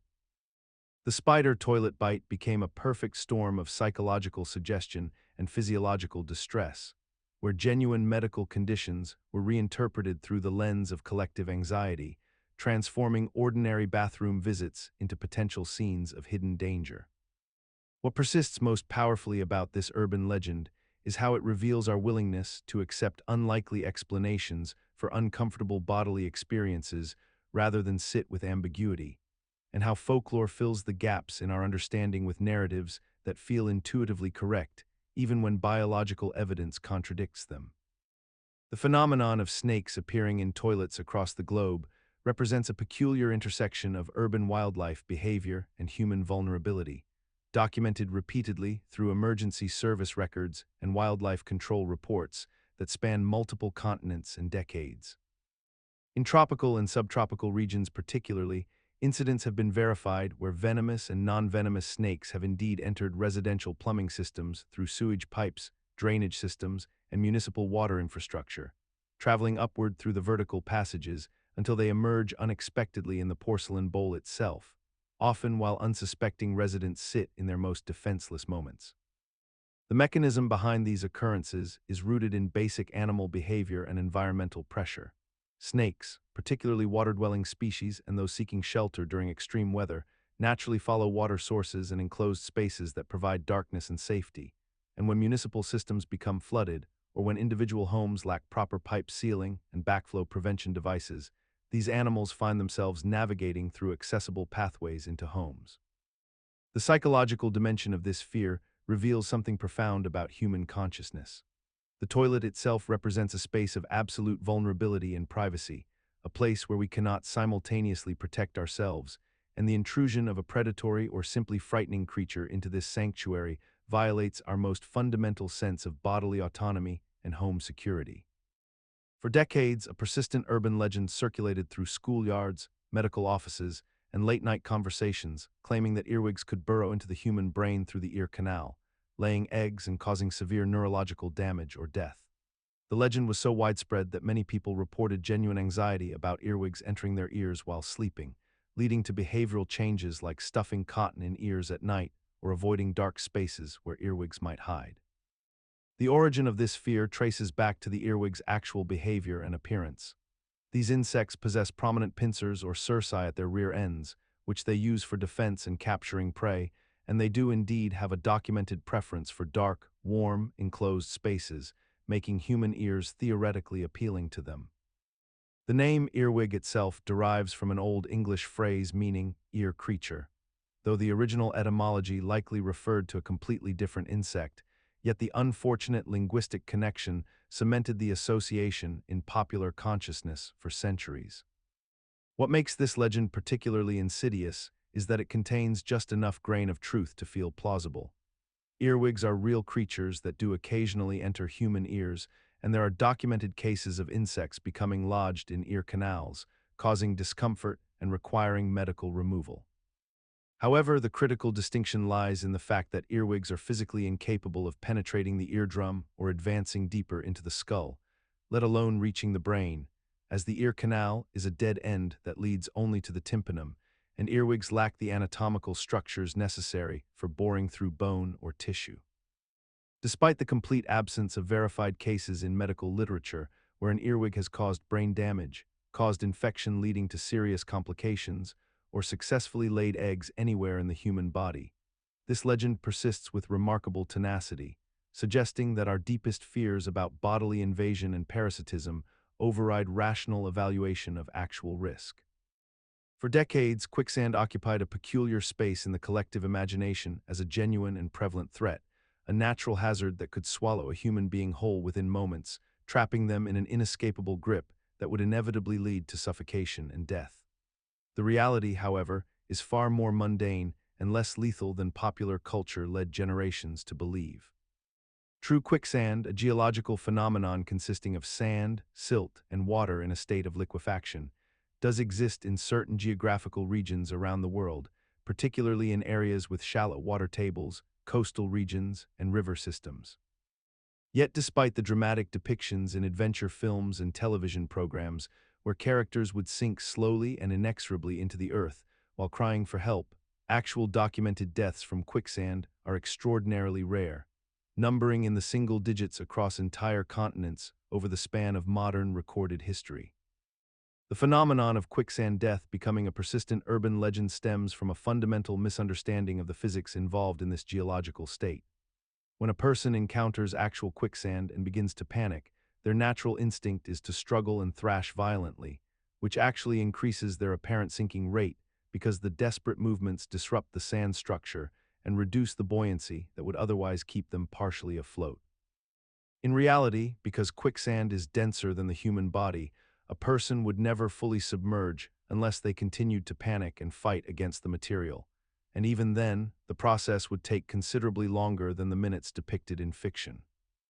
The spread of quicksand as a lethal concern became so thoroughly embedded in popular consciousness that it persisted through educational systems, adventure narratives, and children's programming well into the modern era, despite the statistical improbability of ever encountering it, much less dying from it.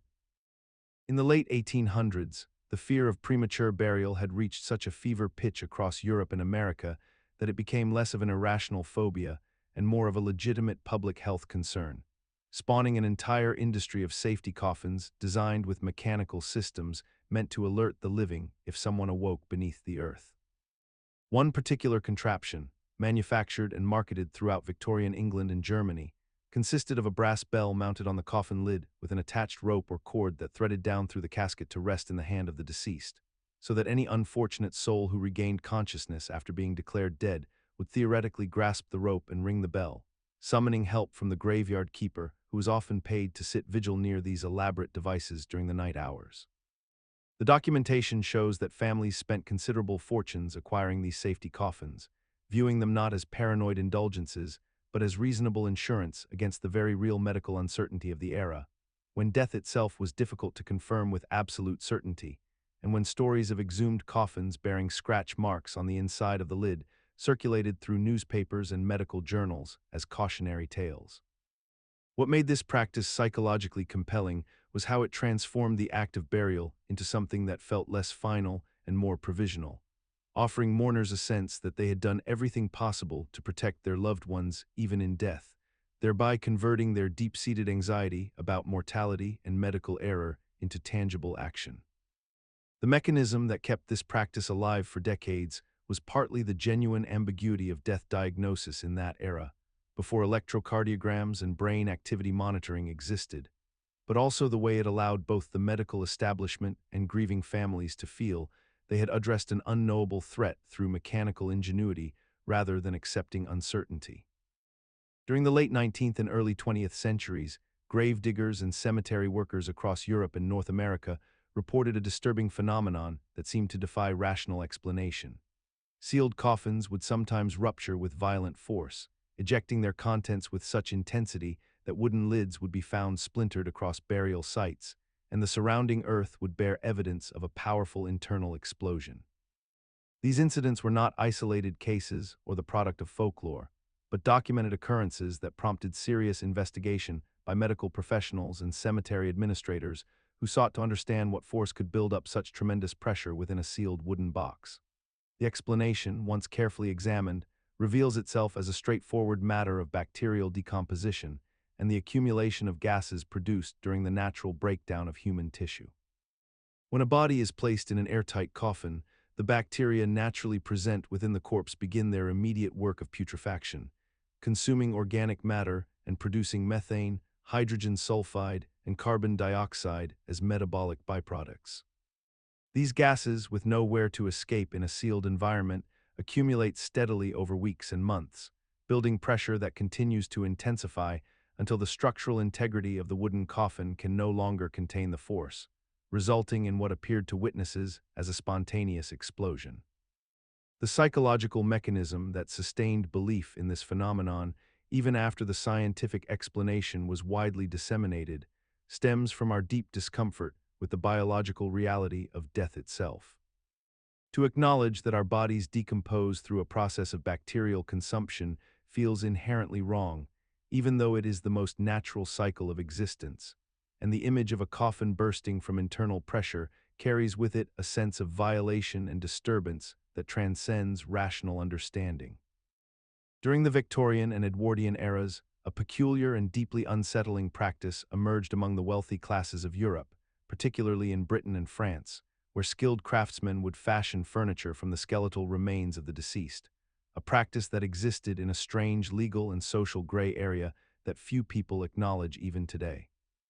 These artisans, often working discreetly from hidden workshops, would obtain human bones through various means, from medical schools that had surplus anatomical specimens, from graveyards during times of social upheaval, or from individuals who had willed their bodies to this specific purpose, and transform them into decorative chairs, tables, walking canes, and elaborate architectural elements that would become centerpieces in the homes of aristocrats and collectors who valued the macabre aesthetic. The bones would be carefully cleaned, polished, and inlaid with ivory and precious metals, creating pieces that were simultaneously functional furniture and elaborate memento mori, serving as constant reminders of human mortality while paradoxically celebrating wealth and status through their craftsmanship.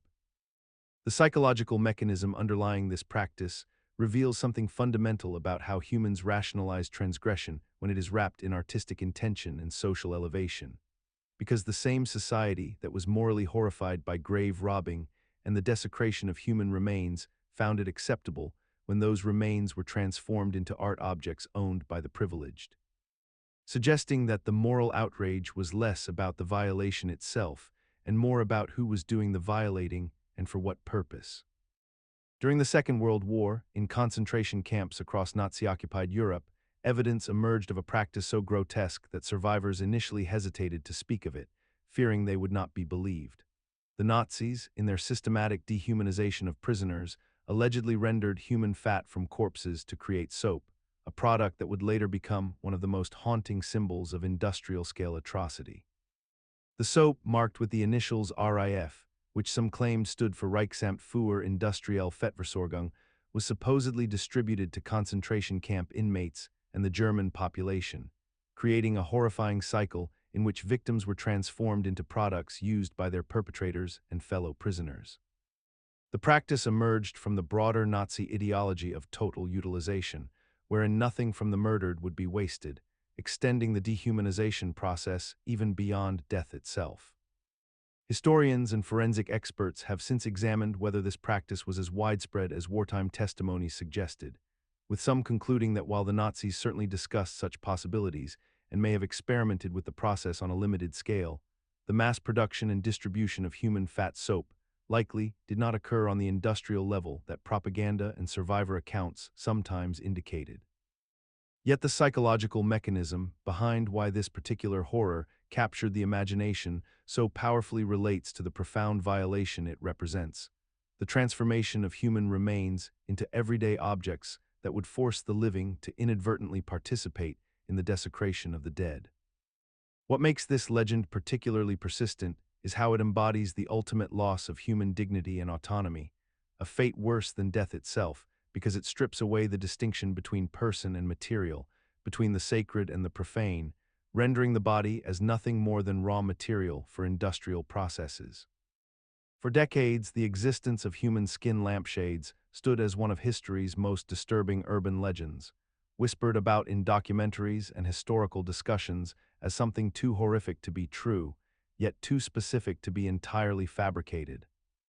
The legend held that during the Holocaust, Nazi officers had commissioned the creation of lampshades from human skin, a detail so grotesque that many historians initially dismissed it as wartime propaganda or exaggeration designed to amplify the already incomprehensible atrocities. However, forensic examination conducted by the United States Holocaust Memorial Museum in the 1990s, using advanced spectroscopy and DNA analysis, confirmed that at least one lampshade recovered from a concentration camp was indeed made from human skin, lending credence to survivor testimonies and camp documentation that had been dismissed or questioned for nearly 50 years. The lampshade in question had been discovered at the Buchenwald concentration camp and was later transferred to the Mauthausen Memorial, where it remained as physical evidence of a practice that seemed to exceed even the darkest imaginings of industrial-scale genocide.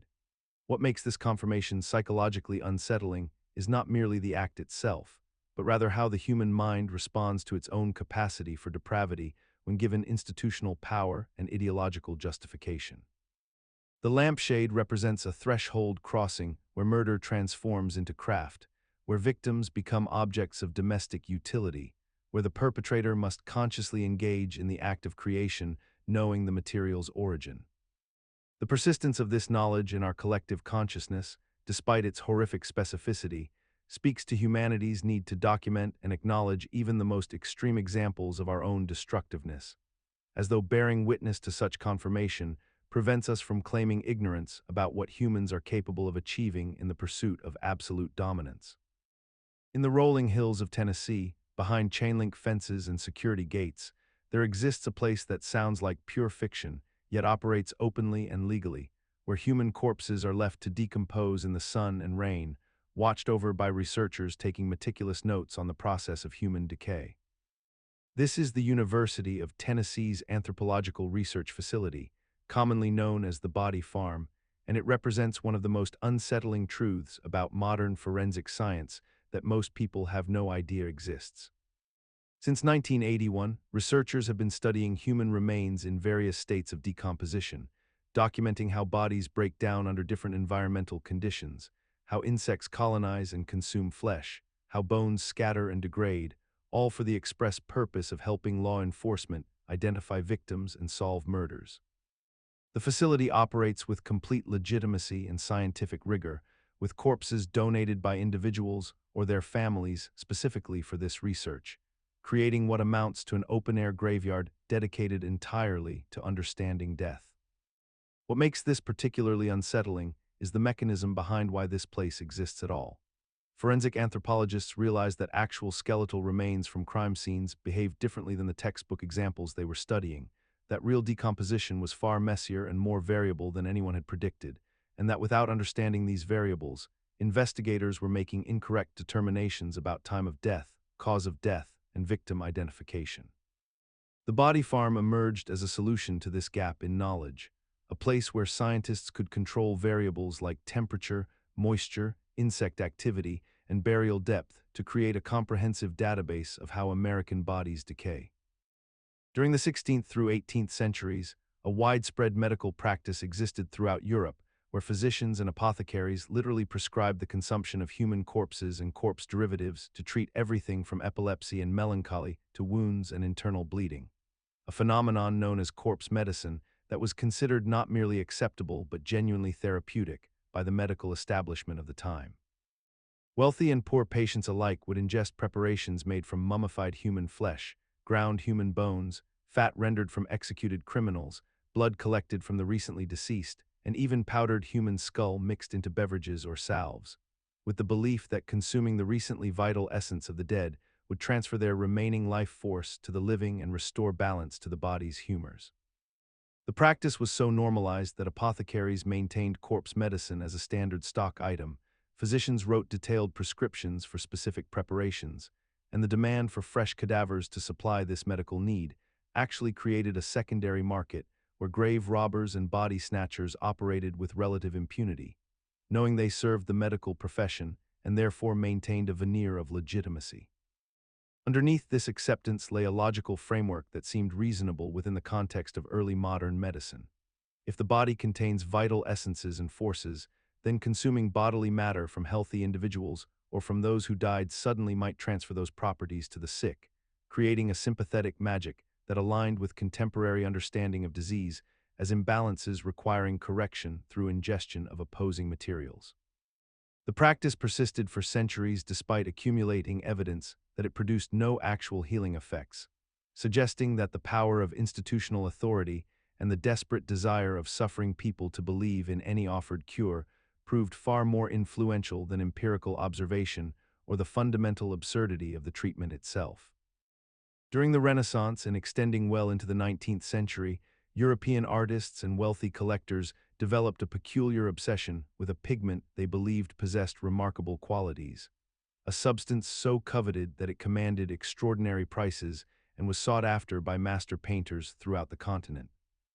This pigment, known as mummia or Egyptian brown, was derived from the mummified remains of ancient Egyptian bodies that had been excavated from tombs and burial sites, ground into fine powder, and sold in apothecaries and art supply shops as a legitimate artist's material.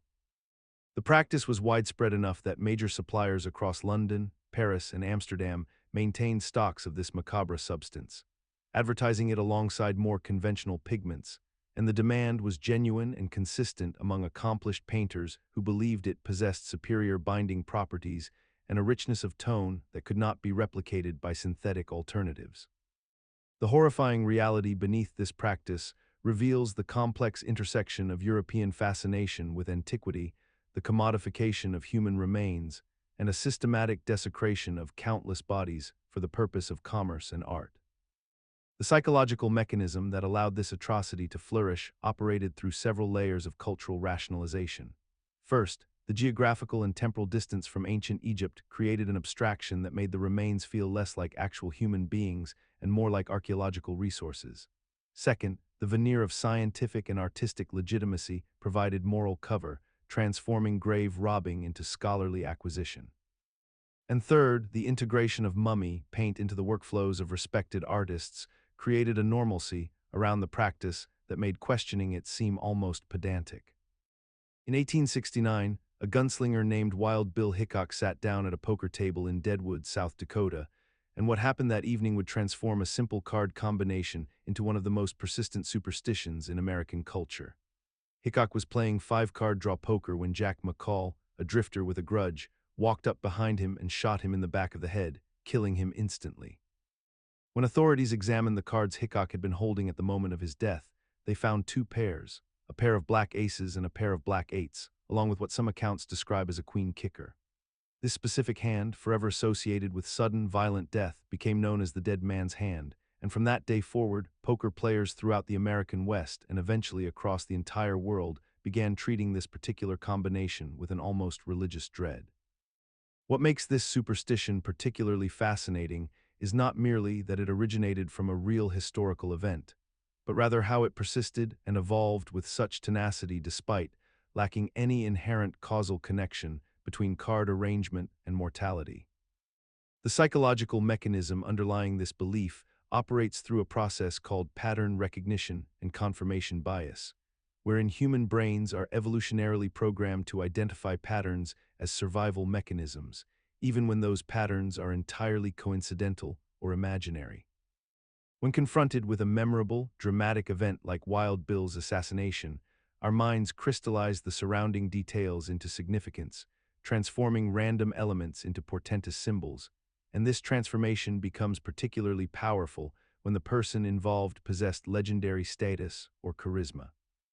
Professional poker players continued avoiding this hand well into the modern era, some refusing to play if dealt aces and eights, others displaying visible discomfort when these cards appeared, and this behavior persisted even among educated individuals who rationally understood the absence of any actual danger. Throughout maritime history, there exists a category of vessels that have been discovered abandoned at sea with no crew, no bodies, and no logical explanation for their disappearance, creating one of the ocean's most enduring mysteries that has spawned countless theories and legends. The most famous case is that of the Mary Celeste, discovered in December 1872 in the Atlantic Ocean between Portugal and the Azores, found fully intact with her cargo still aboard, her lifeboats missing, and her crew vanished without a trace. Yet the ship's log showed nothing unusual had occurred in the days before the abandonment. What followed was decades of speculation, ranging from pirate attacks to supernatural phenomena, though maritime historians now propose more grounded explanations involving the captain's psychological state or a small fire that frightened the crew into abandoning ship prematurely. However, this rational explanation never quite captured the public imagination with the same grip as the phantom ship narrative, and the Mary Celeste became immortalized in fiction and folklore as a vessel cursed by forces beyond mortal comprehension. Similar discoveries have occurred repeatedly throughout the 20th and 21st centuries, including ships like the SS Orang Medan, reportedly found in 1947 with its entire crew dead in grotesque positions, and more recently, numerous small vessels discovered off the coasts of various nations with skeletal remains or nothing at all. The psychological mechanism behind our fascination with ghost ships appears rooted in humanity's deep-seated fear of the ocean as an unknowable frontier where conventional rules of logic seem suspended, where disappearances feel less like accidents and more like erasures by some greater force we cannot comprehend or control. Since the early 1990s, residents of Taos, New Mexico have reported hearing a persistent, low-frequency humming sound that seems to come from everywhere and nowhere at once,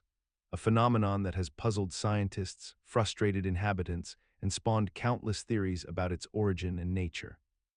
The sound is typically described as a deep, rhythmic vibration that ranges between 35 and 150 Hz, a frequency so low that it exists at the very threshold of human hearing, making it audible to some people while remaining completely imperceptible to others, which has created a strange division within the community between those who hear it constantly and those who believe it does not exist at all. Residents have reported that the hum is most noticeable during quiet evenings and nights, intensifying to the point where it disrupts sleep, causes headaches, and produces a sensation of vibration throughout the entire body. Yet when researchers and acoustic specialists have arrived in Taos to investigate and measure the phenomenon, they often find no corresponding sound waves that match the descriptions provided by witnesses. The mystery deepened when it became clear that this was not an isolated incident in Taos, but rather part of a larger pattern of similar reports emerging from locations across the globe, including the United Kingdom, Canada, and various other regions, where residents described identical or nearly identical low-frequency humming sounds that seemed to have no discernible source. Scientists have proposed numerous explanations ranging from industrial machinery, electrical grid interference, and distant traffic patterns, to more exotic theories involving seismic activity, electromagnetic phenomena, and even infrasound produced by natural sources such as ocean waves or atmospheric pressure changes.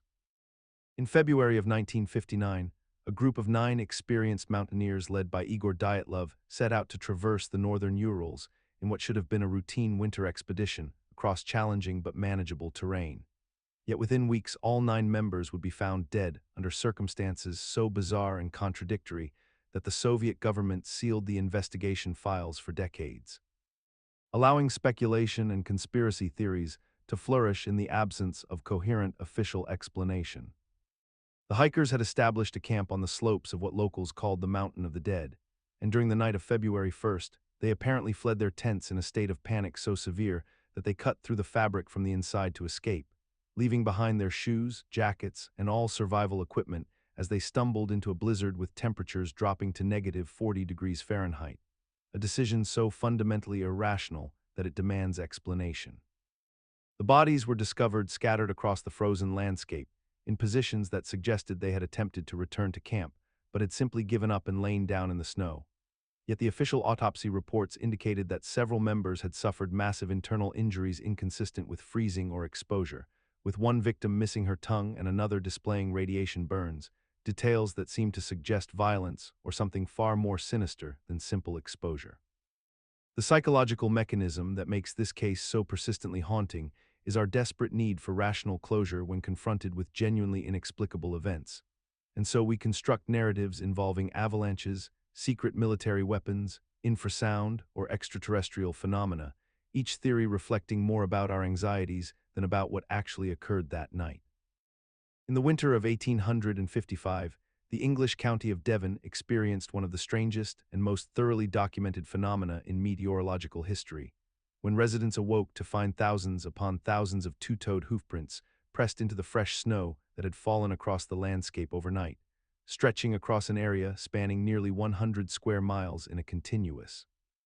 unbroken pattern that seemed to defy all rational explanation and physical possibility. The prints were discovered in gardens, on rooftops, across frozen rivers, and even atop walls that stood 8 feet high, creating a trail so deliberate and purposeful that entire towns descended into absolute panic, with church attendance skyrocketing and local militia being called out to search for whatever creature or being could have made such an impossible journey through the night. The tracks appeared to have been made by a single entity that walked with mechanical precision, never hesitating, never changing course, pressing downward with such consistent force that the impressions were identical in depth and shape across the entire region, leading some to conclude that the devil himself had walked through Devon while the Christian population slept. What rational minds eventually came to understand was that the prints were almost certainly created by a combination of natural phenomena, including the settling and crystallization patterns of partially melted snow, the way frost forms differently on various surfaces, and the powerful human tendency to see connected patterns in randomness, a cognitive bias so fundamental to our neurology that once a few genuine prints were discovered by chance, other similar formations were immediately interpreted as part of the same supernatural trail. Between April and June of 1976, the small Cornish village of Monaghan experienced a series of encounters that would become one of England's most persistent cryptozoological phenomena, beginning when a young girl named Sally Chapman reported seeing a massive winged creature perched on the roof of the local church, describing it as having enormous wings, glowing red eyes,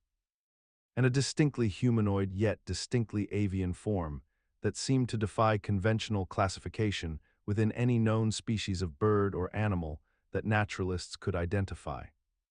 What began as a single report quickly evolved into a pattern of sightings involving multiple witnesses across different locations, all describing similar features of this entity, with many accounts reporting the creature hovering low over roads and fields, its presence seeming to provoke inexplicable terror in those who encountered it, a fear that transcended rational explanation.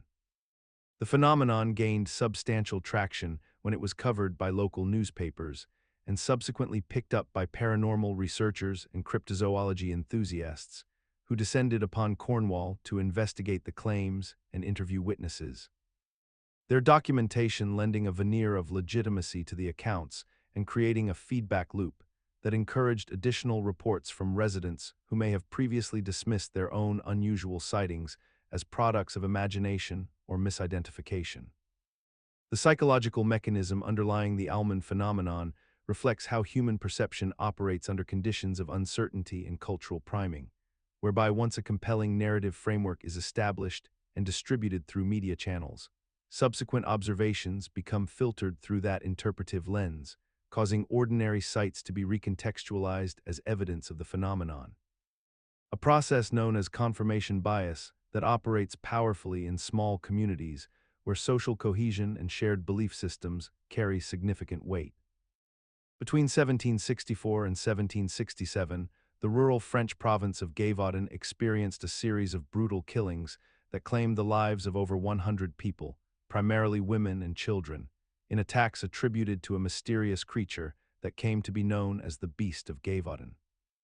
The attacks began in June of 1764, when a young woman named Jean Boulet was found savagely mauled near her village, her body bearing wounds consistent with an animal far larger and more ferocious than any common wolf.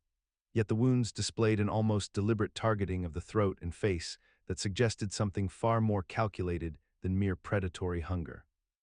Over the following 3 years, panic gripped the entire region as more victims were discovered in similarly horrific conditions, with eyewitness accounts describing a creature of impossible proportions, sometimes reported as being the size of a large horse with reddish fur, other times described as possessing traits that seemed almost human in their malevolence. The French crown dispatched hunters and soldiers to eliminate the threat, and King Louis XV himself became invested in resolving the crisis, offering substantial rewards for the creature's capture. Yet despite these efforts, the killings continued with a frequency and brutality that seemed almost ritualistic in nature.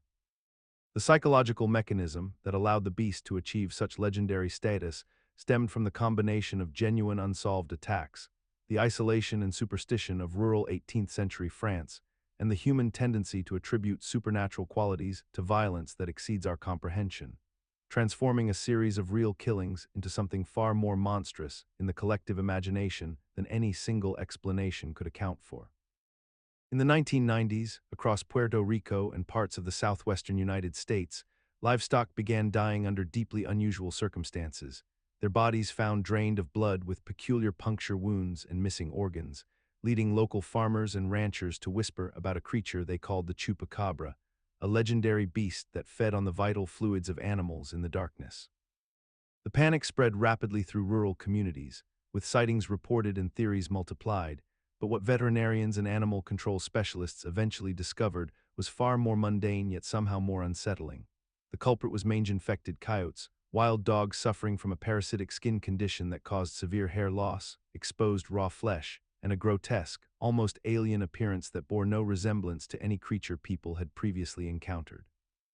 These diseased animals, driven by the pain and fever of their infection, would attack livestock in increasingly erratic and desperate ways, creating wounds that seemed deliberate and ritualistic when viewed through the lens of folklore and fear. The psychological mechanism driving this phenomenon was rooted in how humans interpret unfamiliar phenomena through the framework of existing myths and cultural narratives, allowing people to see what they expected to see rather than what was actually before them, transforming a natural disease outbreak into a supernatural event in the collective consciousness. What made this particular urban legend especially persistent was that it contained just enough genuine mystery to seem plausible. The real animals were indeed monstrous-looking, the livestock deaths were real, and the wounds were genuinely strange. Yet the actual explanation was always available to anyone willing to examine the evidence scientifically. Despite decades of evidence, the chupacabra legend persists in popular culture and in the minds of rural communities, proof that once a narrative takes root in our collective imagination, even documented truth struggles to displace it. Throughout the 1980s and continuing into the present day, the state of Michigan has been the epicenter of recurring eyewitness accounts of a bipedal creature known colloquially as the Dogman, a being described consistently as standing between 6 and 10 feet tall with the muscular build of a human, but the head and facial features of a large canine, often reported to possess glowing eyes and an unsettling,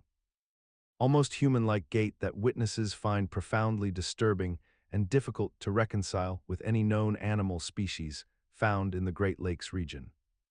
The earliest widely documented sighting occurred in 1987, when a construction worker near Traverse City reported encountering the creature while driving home late at night,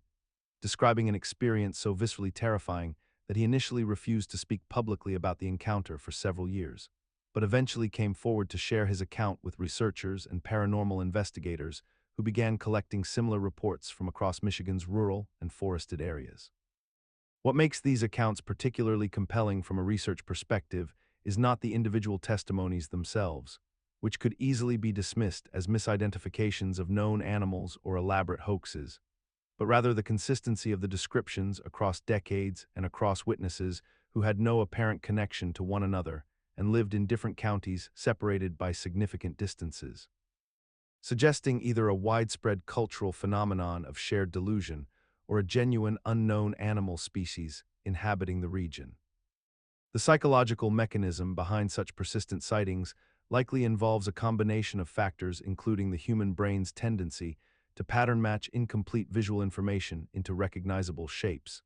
the amplifying effect of shared cultural narratives that make certain interpretations more likely once stories begin circulating within communities,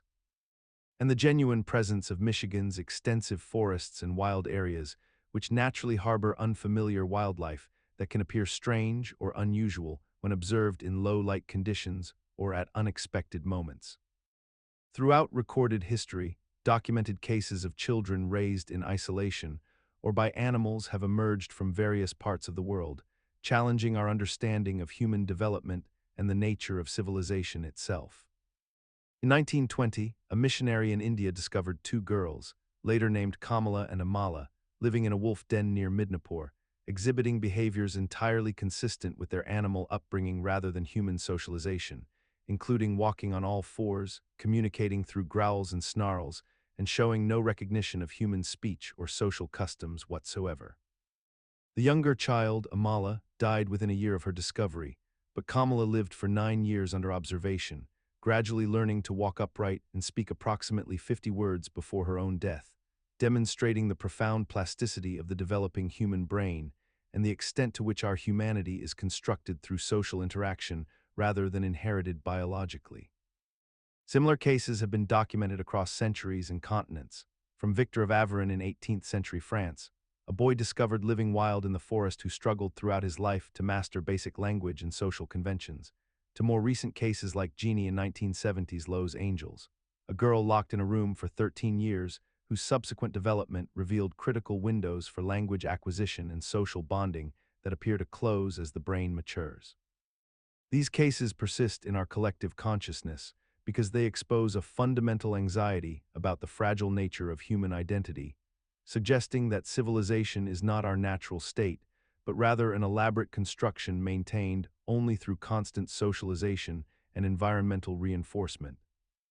And that beneath the veneer of our developed consciousness lies something far more primal and alien that emerges when human children are separated from human society during their most formative years, reminding us that we are not inherently civilized beings, but rather creatures shaped entirely by the communities into which we are born and raised. In May of 2001, the Indian capital of Delhi experienced a mass panic event that gripped the entire city for weeks, causing thousands of residents to barricade themselves indoors and report sightings of a creature that came to be known as the Monkey Man. The initial reports began in the sprawling neighborhoods of South Delhi, where residents claimed to have encountered a dark, ape-like being that would leap across rooftops in the dead of night, scratching at windows and terrorizing families in their homes. What began as isolated anecdotal accounts quickly snowballed into a citywide phenomenon, with newspapers running sensational headlines and radio stations broadcasting hourly updates about the alleged creature's movements and attacks. Hundreds of people called emergency services claiming the creature had attacked them, leaving scratch marks and bite wounds on their bodies, and the collective fear became so intense that vigilante mobs formed throughout the city, armed with whatever weapons they could find, hunting through the streets at night for the supposed beast. The psychological mechanism at work was remarkably transparent yet extraordinarily powerful. As the initial reports provided a focal point for the existing anxieties and frustrations that Delhi residents harbored about urban safety, inadequate police protection, and their general sense of vulnerability in an increasingly chaotic metropolitan environment. The newspapers, competing for readership and advertising revenue, amplified each report with dramatic language and speculation, creating a feedback loop where more coverage generated more sightings. As residents experienced genuine psychosomatic symptoms triggered by heightened stress and the power of suggestion. Many of the reported injuries were likely self-inflicted or inflicted by panicked family members in the darkness, while others were pre-existing scratches and marks that victims reinterpreted through the lens of the Monkey Man narrative. In the autumn of 1888, just as the infamous Jack the Ripper was terrorizing London, the port city of Halifax in West Yorkshire experienced its own wave of hysteria when reports began circulating of a mysterious figure moving through the darkness, attacking women and slashing their clothing with a sharp blade. Between late August and November of that year, dozens of women came forward claiming they had been assaulted by this phantom attacker, describing encounters in which a tall, dark figure would approach them suddenly, slash at their dresses and undergarments with what witnesses believed to be a razor or knife, and then vanish into the night, leaving victims shaken but largely unharmed. The panic grew so intense that crowds of vigilantes began organizing nightly patrols through the streets, shop owners installed special locks and alarms, and women refused to leave their homes after dark. Newspapers ran sensational headlines comparing the Halifax slasher to the Ripper himself, stoking public fear to fever pitch.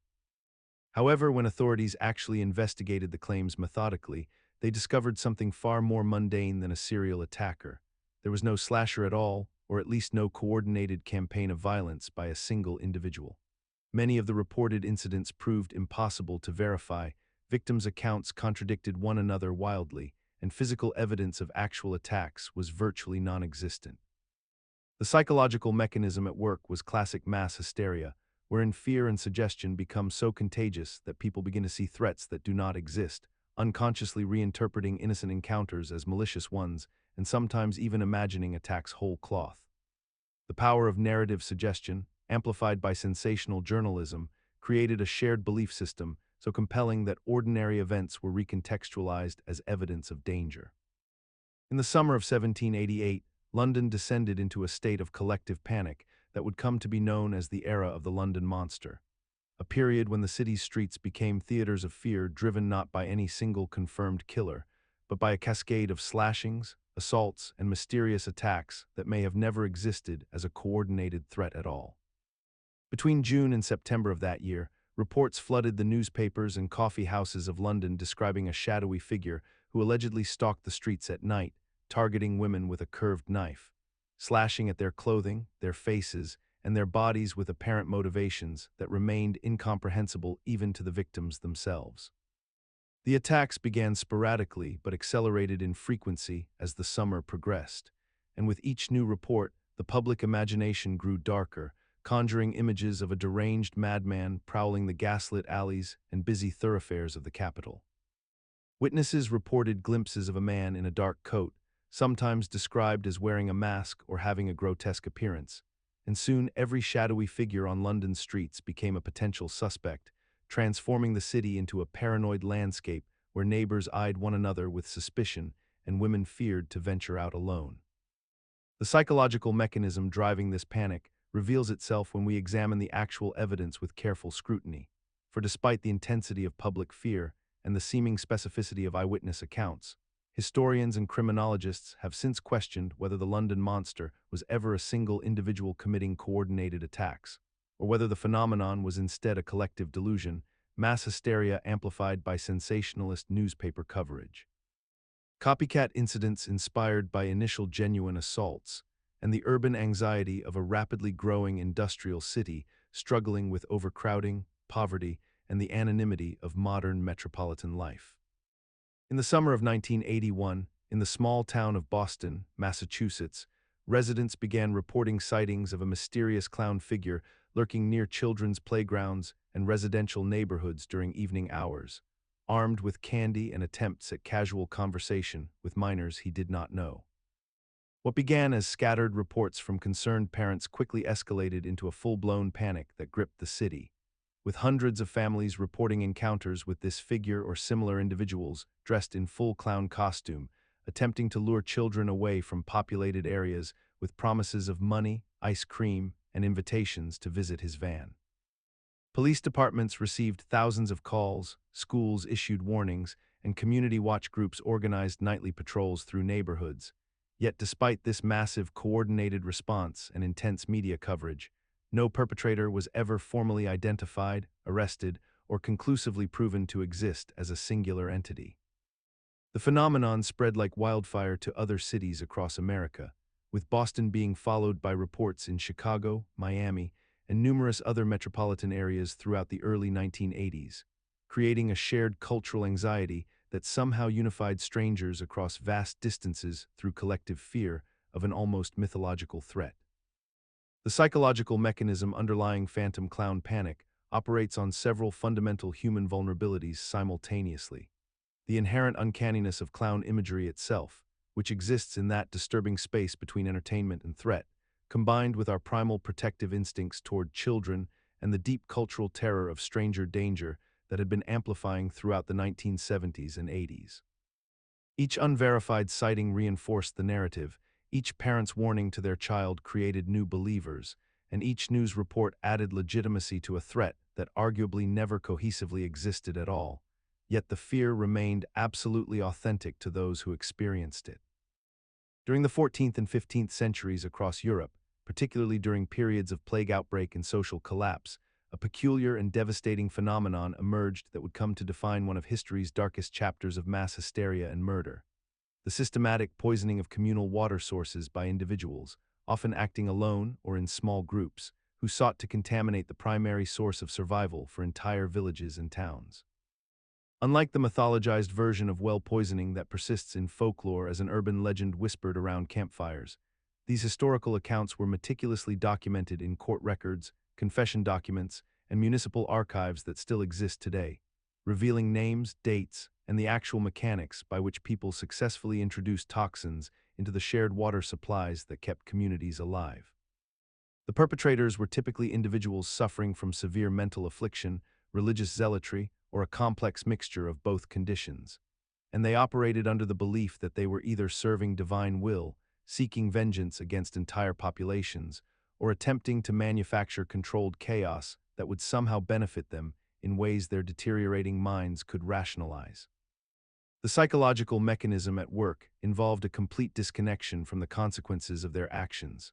a failure to register that poisoning a communal well was functionally equivalent to slaughtering hundreds of innocent people, including children and the elderly, and this cognitive breakdown allowed them to proceed with deliberate, methodical contamination that required sustained effort and planning. In the summer of 1498, the medieval city of Strasbourg experienced one of history's most inexplicable collective phenomena when a woman named Frau Trophia walked into the street and began to dance with violent, convulsive movements, her body contorting in ways that defied normal human motion. Within a week, 34 people had joined her in this compulsive dancing that continued for hours without cessation, their feet bleeding, their bodies drenched in sweat, yet they could not stop. Within a month, the number had grown to over 100 dancers moving through the streets in what appeared to be a mass psychogenic illness of staggering proportions.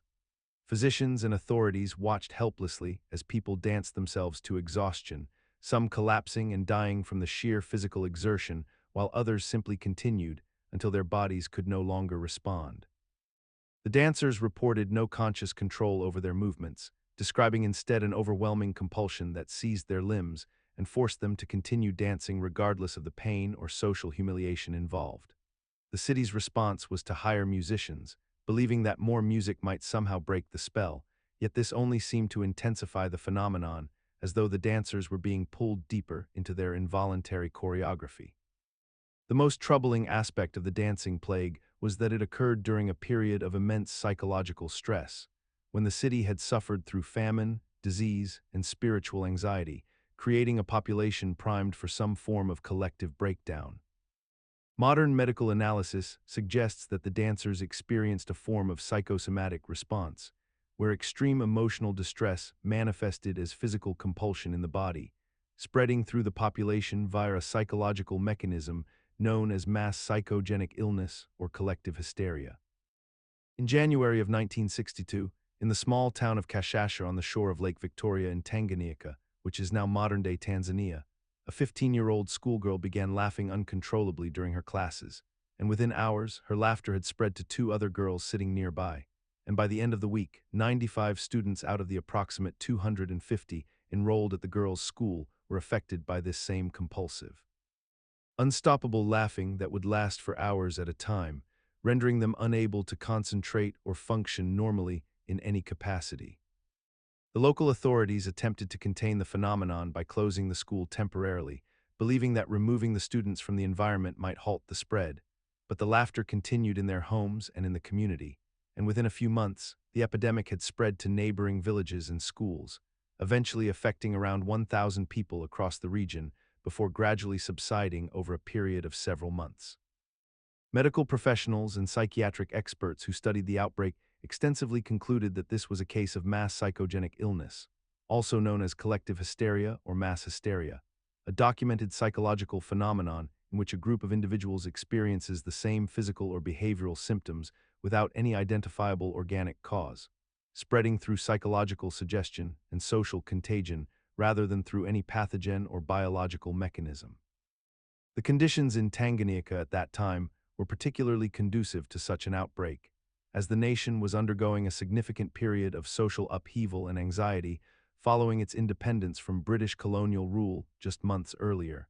creating a climate of collective stress and uncertainty that made people psychologically vulnerable to such mass manifestations of shared distress.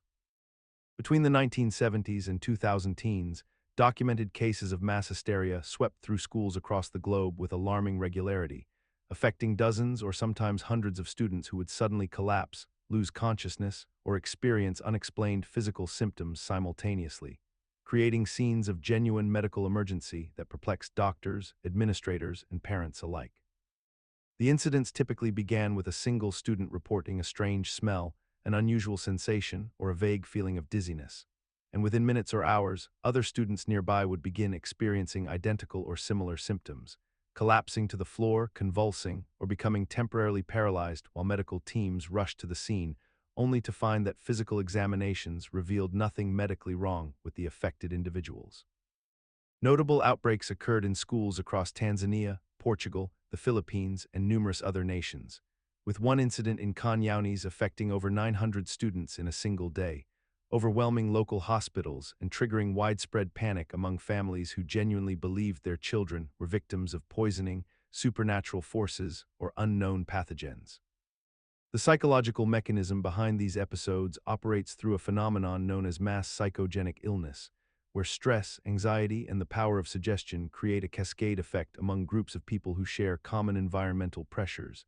And in schools specifically, the combination of adolescent vulnerability, confined spaces, recent traumatic events,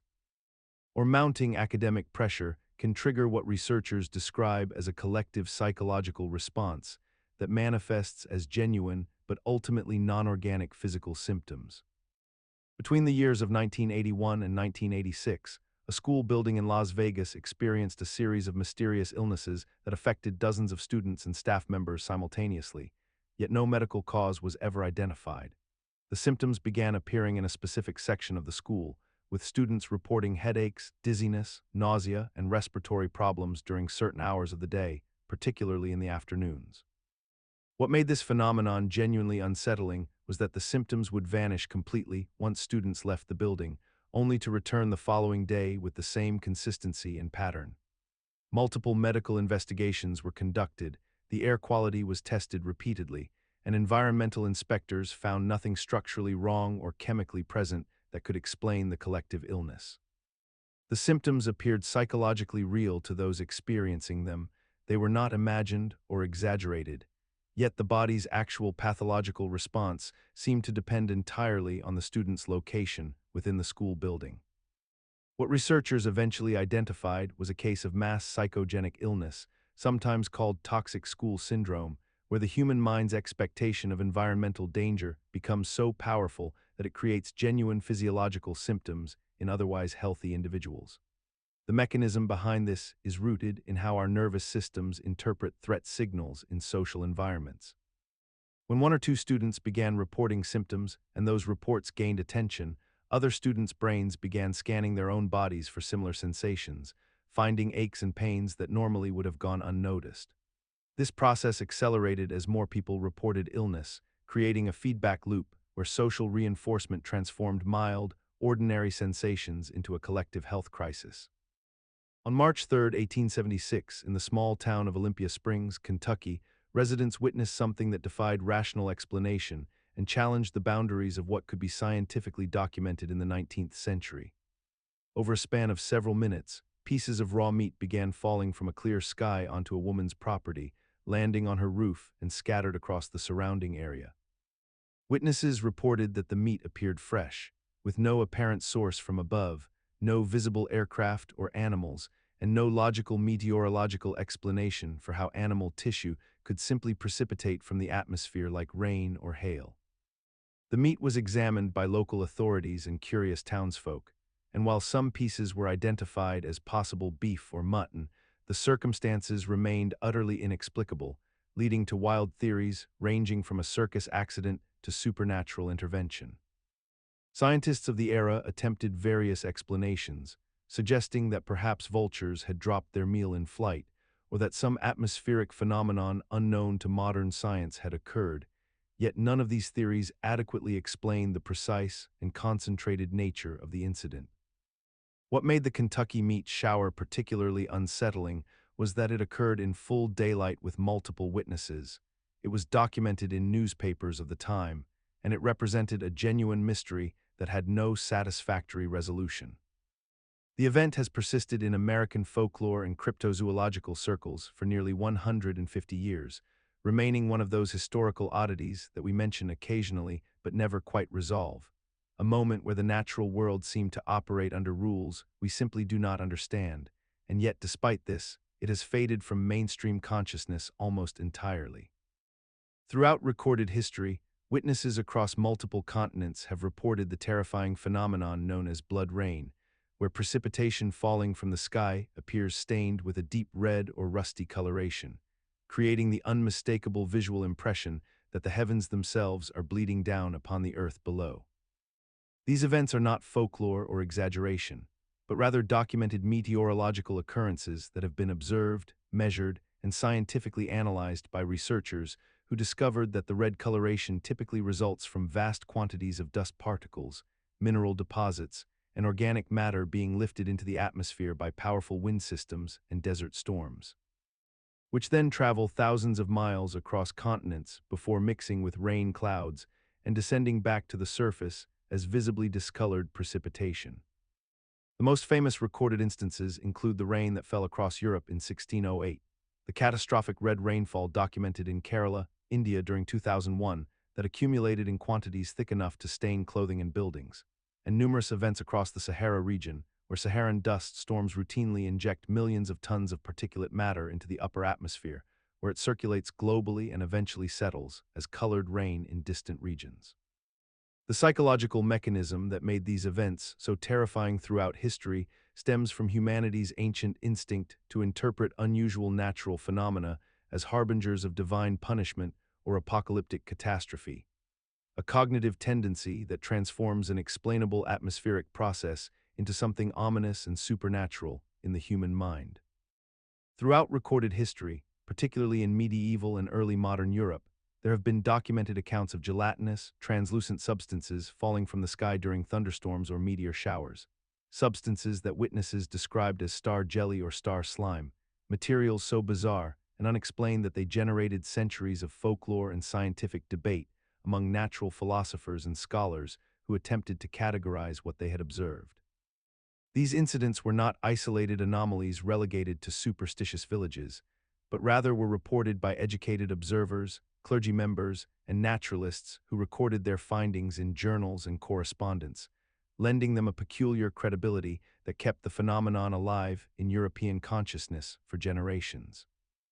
The most famous documented case occurred in 1814 near Siena, Italy, where witnesses reported a gelatinous substance falling during a meteor shower, a substance that was reportedly examined and analyzed, leaving naturalists genuinely uncertain about its origin and composition. What researchers eventually determined through modern scientific analysis is that star jelly was almost certainly a combination of several different natural phenomena that had been conflated and mythologized, including the decomposed remains of frogs or toads that had been dispersed by whirlwinds or waterspouts, creating a jelly-like residue that fell with meteorological events and seemed to materialize mysteriously from the heavens themselves. The psychological mechanism that sustained belief in star jelly for so long was rooted in pattern recognition and the human tendency to connect unrelated events, as observers witnessed simultaneous occurrences of meteor showers and gelatinous falls and assumed causality where only coincidence existed, creating a narrative that satisfied their need to explain the unexplainable through celestial rather than mundane origins. In the summer of 1952, residents across the San Francisco Bay Area began reporting a peculiar phenomenon that would come to be known as angel hair, a delicate, translucent web-like substance that fell from the sky in wispy strands, covering trees, power lines, telephone poles, and rooftops with an ethereal, almost gossamer-like coating that seemed to dissolve or disappear within hours of collection. The substance became so prevalent during this period that newspapers published front-page articles about the mysterious material, and hundreds of residents collected samples, describing it as sticky yet fragile, visible yet nearly impossible to contain once gathered into containers. Scientists and military officials conducted preliminary investigations, though most analyses proved inconclusive, and the substance resisted easy categorization or preservation under standard laboratory conditions. What made this event particularly notable was not the substance itself, but rather the collective amnesia that followed as the incident largely disappeared from public discourse within weeks, replaced by more sensational news and forgotten almost entirely by the general population despite its widespread occurrence. The psychological mechanism behind angel hair and similar phenomena relates to our cognitive tendency to rationalize or compartmentalize events that do not fit neatly into our existing frameworks of understanding, a process that allows us to maintain psychological equilibrium when confronted with the inexplicable. Our minds instinctively seek conventional explanations, whether attributing the substance to industrial pollution, atmospheric moisture, spider silk, or other prosaic sources, rather than sitting with genuine uncertainty or anomaly. Throughout the 20th century and continuing into modern times, documented cases emerged of luminous spheres appearing inside buildings during electrical storms, moving with apparent intelligence through rooms, passing through walls, and disappearing without leaving scorch marks or damage, phenomena that meteorologists initially dismissed as hallucinations or misidentifications, until laboratory conditions began reproducing similar effects in controlled environments.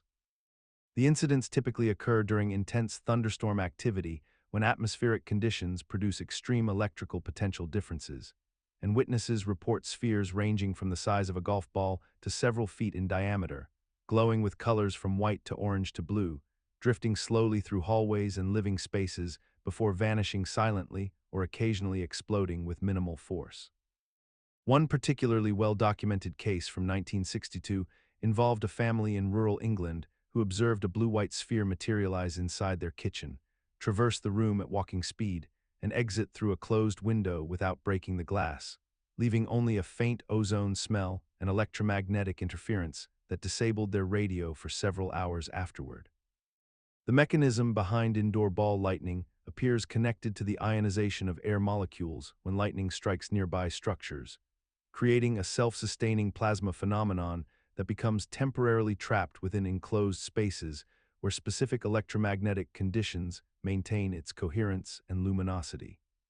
Scientists theorize that these plasma structures follow electromagnetic field lines, which explains their seemingly intelligent movement patterns and their ability to navigate around obstacles with apparent awareness, though the energy required to maintain such structures and the reason they form indoors remain incompletely understood. Throughout history, there have been documented accounts of frogs and other small animals falling from the sky during storms, and contrary to popular belief, this phenomenon is not merely folklore or exaggeration, but rather a scientifically verified occurrence that has happened numerous times across different continents and centuries. In 1873, a particularly well-documented incident occurred in Kansas, where witnesses reported thousands of frogs falling during a severe thunderstorm, with newspapers of the time publishing detailed accounts from credible observers who collected specimens and provided testimony to local authorities, lending substantial weight to what might otherwise be dismissed as pure fantasy or mass hysteria. The mechanism behind these extraordinary events involves the formation of waterspouts and extremely powerful updrafts within severe storm systems that are capable of lifting considerable quantities of water, along with whatever organisms inhabit that water, including frogs, fish, and other aquatic creatures that become suspended in the upper atmosphere before being transported horizontally by wind currents and eventually deposited on land when the updraft weakens and precipitation occurs. Similar incidents have been recorded in France, England, and numerous other locations, with the most famous modern instance occurring in 1994 when residents of Ipswich reported frogs falling from the sky, and meteorologists were able to corroborate the physical and atmospheric conditions that would make such an event possible given the right combination of weather variables and proximity to bodies of water. In the small town of Yoro, Honduras, there exists a phenomenon so bizarre that it reads like pure fiction, yet it has been documented and reported by countless eyewitnesses, meteorologists, and local officials who cannot adequately explain what occurs during the rainy season each year. The phenomenon is known as lluvia de peces, or the rain of fish, and it describes an occurrence where live fish fall from the sky in substantial quantities, sometimes covering entire streets and fields, leaving residents to collect them in buckets and baskets as if nature itself had simply decided to deliver groceries from above. The event typically happens during the months of May and June when Honduras experiences heavy rainfall, and witnesses describe seeing fish ranging from small silvery specimens to larger varieties all dropping from dark clouds above, creating a surreal and haunting scene that defies conventional meteorological understanding and challenges our basic assumptions about how the natural world operates. The most widely accepted scientific explanation for this phenomenon involves the theory of waterspouts, which are essentially tornadoes that form over water and possess the power to lift objects from the ocean or nearby water sources into the atmosphere, carrying them for miles before depositing them on land when the wind currents weaken or shift direction. During the intense storms that characterize the Honduran rainy season, it is theoretically possible that waterspouts could form over the Atlantic Ocean or Caribbean waters and travel inland, sucking up schools of fish before releasing them over populated areas, which would explain both the quantity and the types of fish recovered, as they match species found in nearby coastal waters rather than freshwater species that would be found locally.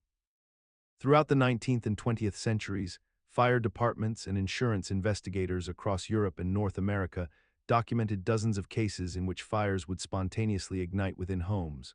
often in multiple locations simultaneously, with no apparent source of ignition, no accelerants present, and no logical explanation for how the flames could have started. These cases, collectively referred to as fire poltergeist incidents, typically occurred in households with adolescent children, particularly girls approaching or during puberty, and the fires would manifest in ways that seemed to defy the laws of combustion itself. Witnesses reported seeing flames erupt from solid wooden furniture from the inside out, fires igniting in locations far from any heat source, and blazes that would start and stop with an almost rhythmic pattern, as though controlled by an invisible hand. What made these cases particularly unsettling was that they were investigated by legitimate authorities, documented in official records, and in many instances remained utterly unexplained despite thorough examination by fire marshals and forensic experts of the era. The psychological mechanism that likely explains most of these cases involves a phenomenon known as recurrent unintentional fire setting, which occurs when individuals in a heightened state of emotional distress or psychological turmoil unconsciously engage in fire-setting behavior without fully recognizing their own involvement, coupled with confirmation bias and pattern-seeking behavior that causes observers to interpret coincidental fires as supernatural events. Research has subsequently shown that adolescents experiencing severe stress, family trauma, or suppressed anger can develop compulsive behaviors that manifest in dangerous ways, and the drama and attention generated by unexplained fires can itself become a psychological reinforcement mechanism. Throughout history and across multiple continents, there have been documented cases of houses where walls, ceilings, and interior surfaces appear to weep or bleed, releasing fluid that resembles blood or dark, rust-colored liquid without any apparent source or structural damage visible to the naked eye. These occurrences were typically investigated by both local authorities and scientific experts who would arrive at these homes to find residents in genuine distress, often having witnessed the phenomenon for days or weeks without explanation. The most famous cases include homes in England during the 1800s, a residence in France in the 1930s, and several documented instances in the United States throughout the 20th century, where families reported walls bleeding continuously until they eventually abandoned their homes in fear.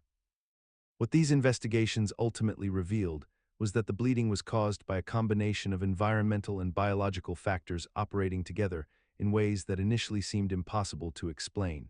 primarily involving iron oxide deposits within aged plaster and mortar that would oxidize and seep through walls under specific conditions of moisture, temperature fluctuation, and mineral content in groundwater. Additionally, certain types of mold and bacterial colonies, particularly those thriving in damp conditions, produce pigments and compounds that can create rust-like or blood-like discoloration when they spread through porous building materials, particularly in homes built on sites with high water tables or improper drainage systems. The psychological mechanism that made these cases so terrifying and persistent in collective memory was the visual similarity to actual bleeding, combined with the complete absence of an obvious cause, which activated deep human fears about loss of bodily integrity and the violation of the home as a sanctuary. In the early 1900s, a portrait painting titled The Weeping Woman hung in a London townhouse where a widow had spent her final years in isolation and grief. And decades after the painting's creation, visitors and family members began reporting that the painted figure's eyes appeared to be wet with actual tears that would collect at the bottom of the canvas frame, leaving small puddles on the floor beneath it. A phenomenon that was documented by several witnesses who signed affidavits describing the experience in meticulous detail, noting the consistency of the occurrence regardless of humidity levels or environmental conditions in the room. The painting's owner eventually had the work examined by conservators and art historians who discovered that the canvas had been created using a specific mixture of oils and pigments that, when exposed to certain light angles and atmospheric pressures, created an optical illusion of moisture gathering at the lowest points of the composition, particularly around the eyes and cheeks of the depicted subject, causing the brain's pattern recognition systems to interpret the visual data as genuine tears rather than the result of light refraction and pigment behavior. In the early 2000s, a Japanese phone number began circulating through internet forums and urban legend databases with an ominous warning attached to it,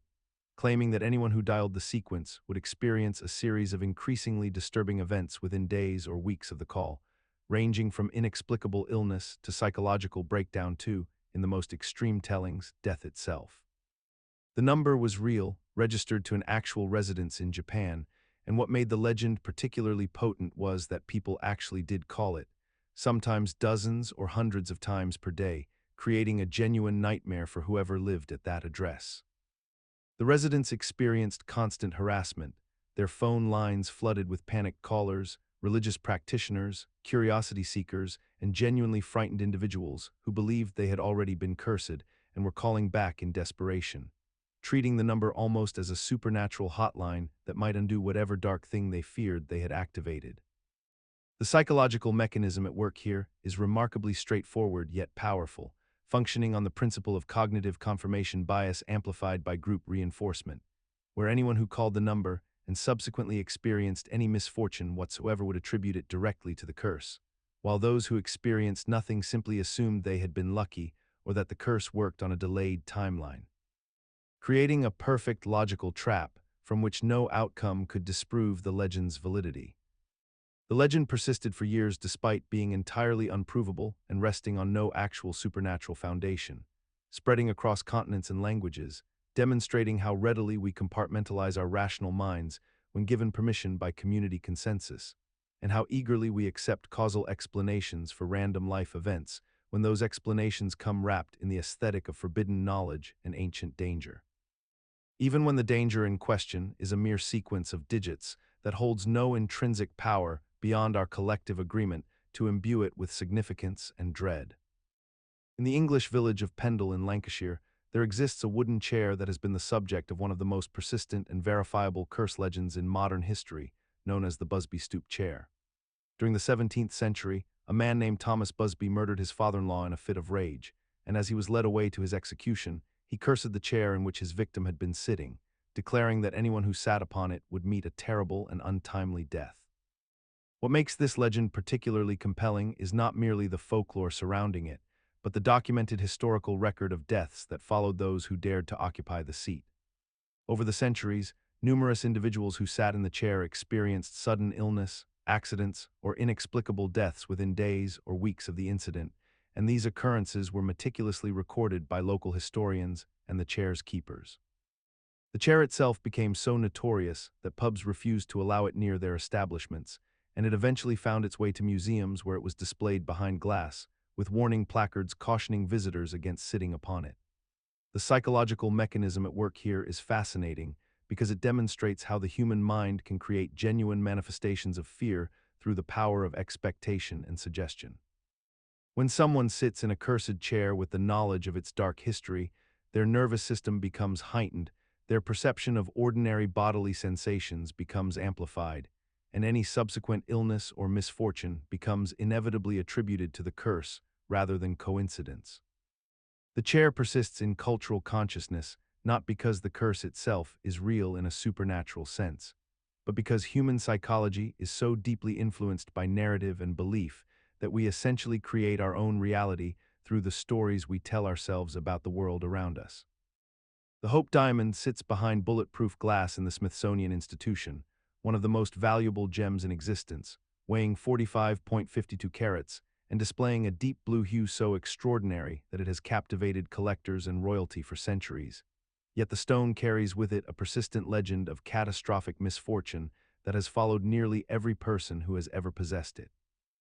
The documented history begins in India, where the diamond was allegedly stolen from a Hindu statue, and from that moment forward, a pattern of tragedy seemed to attach itself to whoever held the gem, with accounts describing owners who experienced financial ruin, suicide, murder, sudden illness, and inexplicable death, claims that have been repeated so consistently that they have become woven into popular culture, despite the fact that many of these stories are either exaggerated, fabricated entirely, or conveniently rewritten to fit the narrative of a curse. What makes the Hope Diamond curse particularly fascinating from a psychological perspective is how readily our minds accept causal relationships between unrelated events when a compelling story precedes them, a phenomenon known as confirmation bias, where we selectively remember and emphasize the tragedies that befell Hope Diamond owners while completely ignoring the wealthy collectors throughout history who faced similar misfortunes without ever touching a famous stone, yet received no dramatic legend to immortalize their suffering. The curse persists not because of any supernatural mechanism, but because humans are naturally drawn to narratives that explain chaos through meaningful patterns rather than acknowledging the randomness of existence, and because tragedy, when attached to an object of extraordinary beauty and value, becomes infinitely more memorable and transmissible than the mundane reality that wealthy people throughout every era have experienced hardship, loss, and death, with or without legendary jewels involved. During the 1980s, a peculiar panic swept through Europe and North America surrounding a series of mass-produced prints depicting a sorrowful young boy with tears streaming down his face, and the paintings became unexpectedly linked to a string of house fires that seemed impossible to explain through conventional means.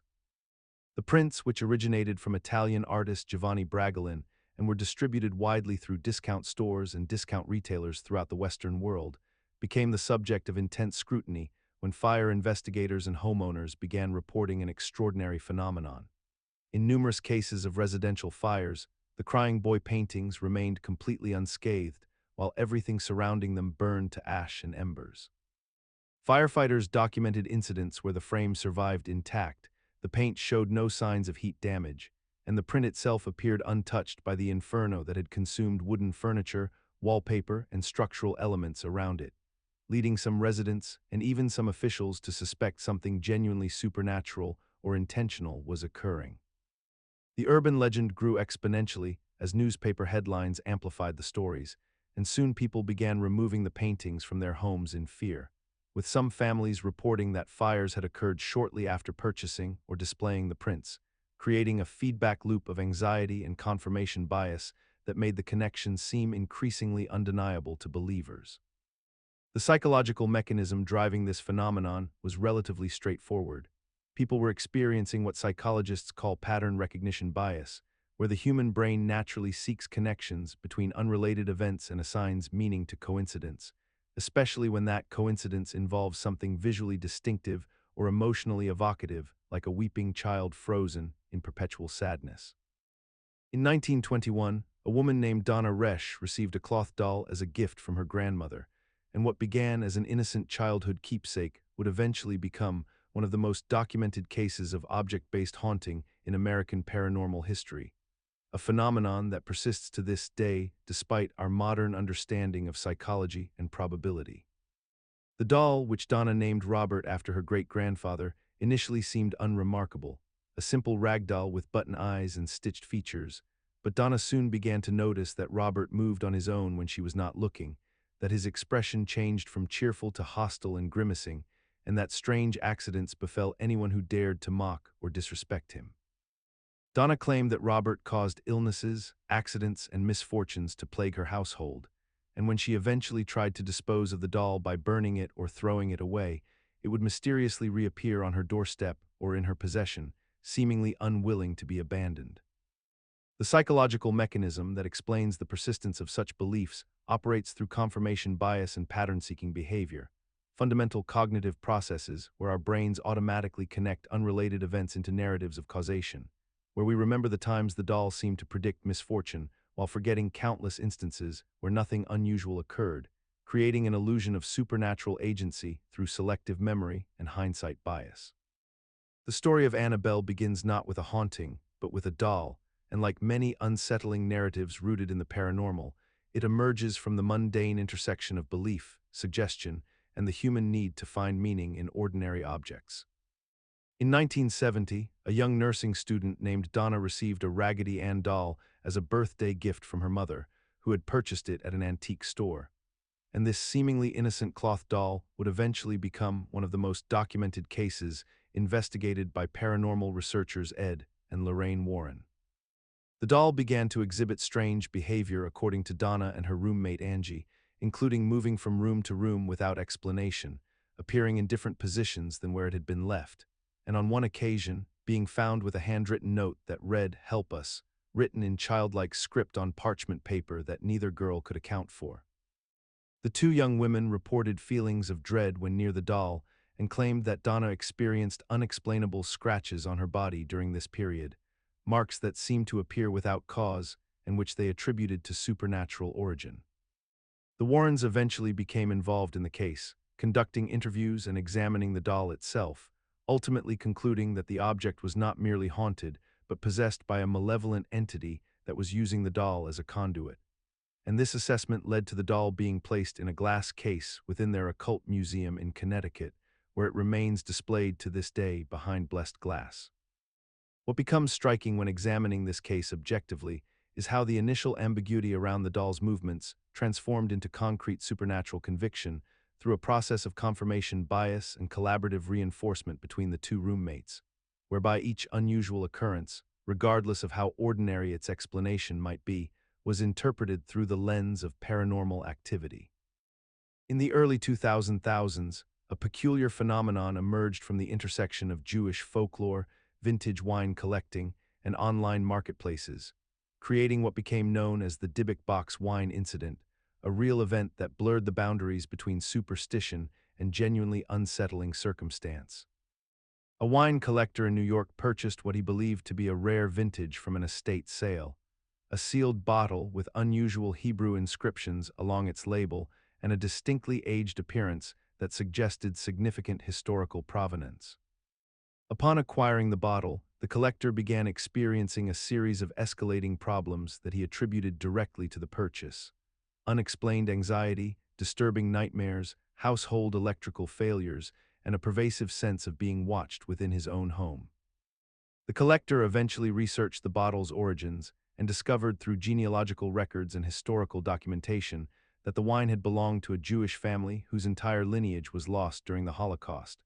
and that the bottle had been sealed with protective prayers and Kabbalistic symbols specifically meant to contain something malevolent, a Dybbuk, which in Jewish mysticism refers to a restless or malicious spirit that inhabits the living. The psychological mechanism at work here involves what researchers call the nocebo effect combined with confirmation bias, whereby the collector's awareness of the bottle's dark history created an expectation of supernatural occurrence that his brain then manufactured through heightened sensitivity to normal, everyday coincidences and ordinary household malfunctions. The story persists in internet folklore and paranormal communities despite lacking any verifiable supernatural evidence, largely because it satisfies a deep human need to believe that objects can carry spiritual weight and that historical trauma can literally embed itself into physical matter, a comforting thought that transforms random suffering into meaningful cosmic consequence, rather than accepting that sometimes terrible things simply happen without reason or explanation. Deep within the Louisiana countryside stands the Myrtles Plantation, a structure that has witnessed centuries of documented tragedy, and within its halls hangs a mirror that has become the focal point of one of America's most persistent paranormal claims. The mirror in question arrived at the plantation sometime in the 1800s, and according to plantation records and local historians, it came from a French ship that had traveled through the region, though the exact origins remain deliberately obscured by time and selective memory. What transformed this ordinary reflective glass into an object of genuine historical significance was not supernatural activity, but rather the plantation's actual history of violence, death, and human suffering, which became psychologically projected onto the mirror itself as a convenient repository for trauma and unexplained phenomena. The plantation's documented past includes the deaths of at least 10 people across different centuries, including enslaved individuals, family members, and visitors, many of whom died under circumstances involving poison, violence, and illness. And when people visited the property and experienced unsettling feelings or saw distortions in the mirror's reflection,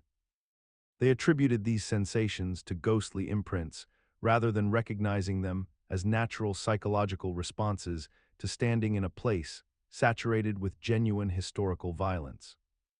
Visitors reported seeing handprints appear on the glass, shadowy figures in the reflection that did not correspond to physical bodies in the room, and inexplicable cold spots around the mirror's frame. Yet these experiences can be explained through a combination of factors including the power of suggestion, the way old glass distorts and warps reflections, dust particles catching light in particular ways,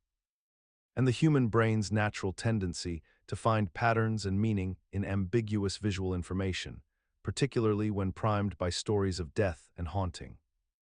The farmhouse located in Harrisville, Rhode Island, built in the 1840s, became the epicenter of one of the most documented paranormal investigations in modern history, not because spirits definitively haunted it, but because a real family truly experienced unexplained phenomena while living there, and their case was investigated by actual paranormal researchers Ed and Lorraine Warren, whose work formed the basis for the blockbuster film franchise that would later dramatize and sensationalize their findings into something far more supernatural than the original experiences warranted. The Perron family moved into the property in 1971 and reported experiencing escalating disturbances including unexplained noises, objects moving on their own, apparitions appearing in mirrors, and what they described as violent physical contact from unseen forces, claims that seemed entirely genuine to them despite lacking any scientific verification or objective evidence that could be independently confirmed by neutral parties.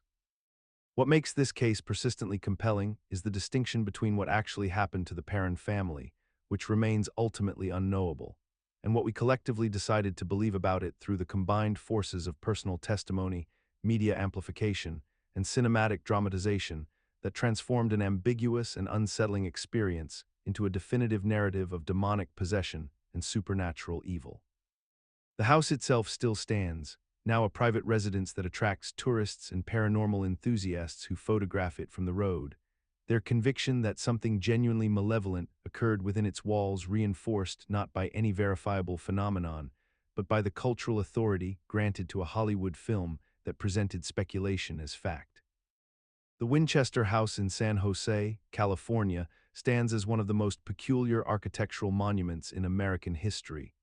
A sprawling Victorian mansion that grew organically and obsessively for 38 consecutive years without a coherent master plan.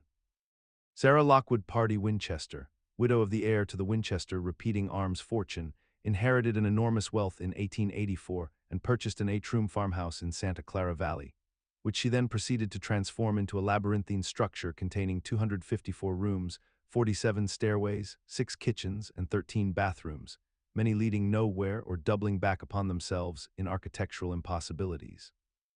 Construction never ceased from the day she acquired the property until her death in 1922, with carpenters, electricians, and laborers working continuously in rotating shifts around the clock, tearing down walls only to rebuild them, installing windows in floors and doors that opened onto blank walls, and crafting staircases that ascended into ceilings where no room existed above. The prevailing explanation, which persists in popular culture and tourist narratives to this day, attributed her compulsive building to a psychic curse or spiritual obsession, suggesting that Sarah believed she was being haunted by the victims of Winchester rifles and that the constant construction was necessary to appease restless spirits or prevent her own death, a theory supported by her reclusive behavior and the undeniable oddness of the architectural choices. However, the psychological mechanism underlying her behavior reflects something more grounded in human trauma and grief. Sarah had suffered the deaths of her mother, her husband, and her infant daughter, losses that accumulated into a profound psychological wound that the act of creation and perpetual motion became a method of managing, a way to channel her immense wealth and loneliness into something tangible that could occupy her mind and hands continuously. Transforming wealth into compulsion and compulsion into architectural legacy. The Amityville Horror has become one of the most iconic haunted house narratives in American folklore, yet the actual events that inspired the legend are far more grounded in documented tragedy than the sensationalized accounts suggest. On November 13, 1974, Ronald DeFeo Jr. murdered 6 members of his family inside their home at 112 Ocean Avenue in Amityville, New York, shooting each victim while they slept, a genuinely horrific crime that left deep psychological scars in the community and created a foundation of authentic darkness upon which later embellishments would be layered. The real horror of this event was straightforward and human in its brutality, requiring no supernatural explanation, yet when the Lutzes purchased the home in 1975 and began experiencing what they claimed were paranormal phenomena, the narrative transformed into something far more elaborate and commercially viable. What remains factually verifiable is that the Lutzes did experience genuine disturbances within the house, though whether these were actual supernatural occurrences, psychological manifestations born from the trauma of the home's history, or intentional fabrications designed to capitalize on public fascination remains deliberately ambiguous. The psychological mechanism at work here involves the human tendency to interpret unexplained events through the lens of what we already believe, combined with our unconscious desire to narrativize tragedy into something comprehensible, and the commercial incentive structure that rewards increasingly sensational claims over mundane truth. The Amityville story persists as cultural touchstone not because it has been proven true, but because it occupies that compelling liminal space where documented fact meets plausible supernatural explanation, allowing believers and skeptics alike to project their own worldview onto the ambiguity. In the early morning hours of June 11, 1912, the quiet farming community of Villisca, Iowa, was shattered by one of the most brutal and senseless mass murders in American history, a crime so shocking that it would define the town for generations to come and leave wounds that never truly healed. Henry Moore and his family, consisting of his wife Sarah and their 4 children, along with 2 overnight guests, the Stillinger girls who had attended a children's party the previous evening, were found brutally murdered in their beds, their bodies bearing the marks of an axe and a knife wielded with such savage intensity that the killer's rage seemed almost inhuman in its expression. The perpetrator, whose identity would remain uncertain for decades, left behind a scene of such horrific violence that those who discovered the bodies were left psychologically scarred, describing the experience as something that transcended normal human comprehension, a glimpse into absolute depravity that challenged the very notion of civilization. The case haunted investigators for years, with multiple suspects emerging and disappearing, including Henry Moore himself, who was briefly accused before being exonerated, and later a man named Henry Jackson who confessed before recanting, leaving the community trapped in a state of perpetual uncertainty and dread. What makes the Villisca Axe House so psychologically significant is not merely the violence itself, but rather how it represented the collision between rural American innocence and urban brutality, the idea that no place was truly safe, that even the sanctity of a family home could be violated by an unknown predator in the darkness. The house itself became a monument to this violation, a physical embodiment of trauma that drew the morbidly curious and the deeply disturbed alike, and despite the passage of over a century, the murders remain officially unsolved, allowing the mystery and the psychological weight of the crime to persist indefinitely. In 1985, a family moved into a modest two-story home in Atchison, Kansas, and over the following months, they would experience what became one of the most extensively documented cases of alleged paranormal activity in American history, eventually attracting researchers, paranormal investigators, and skeptics alike to witness phenomena that defied easy explanation. The family reported hearing disembodied voices, witnessing objects moving across rooms without any visible cause, and experiencing violent physical contact in the form of scratches and unexplained marks appearing on their bodies during the night.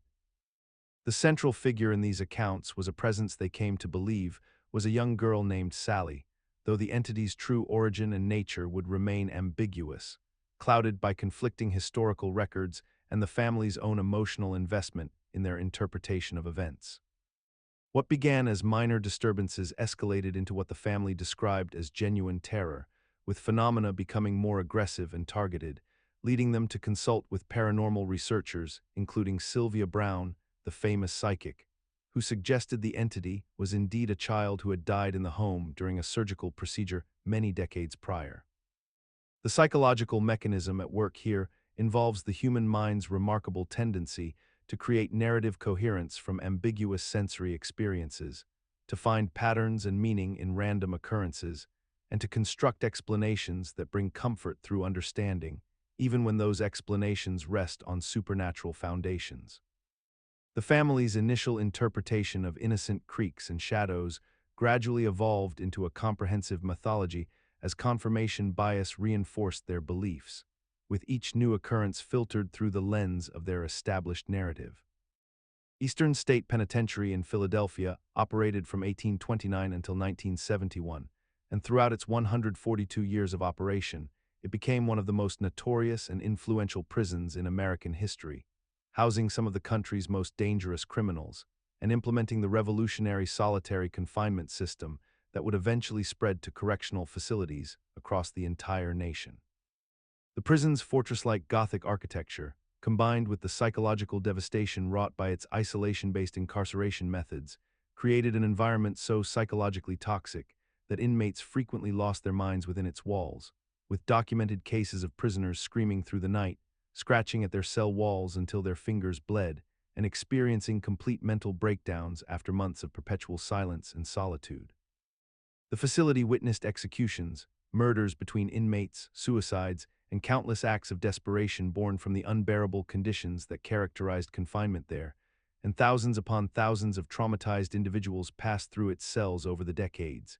each one carrying with them the psychological scars and emotional wounds of their time within those stone corridors.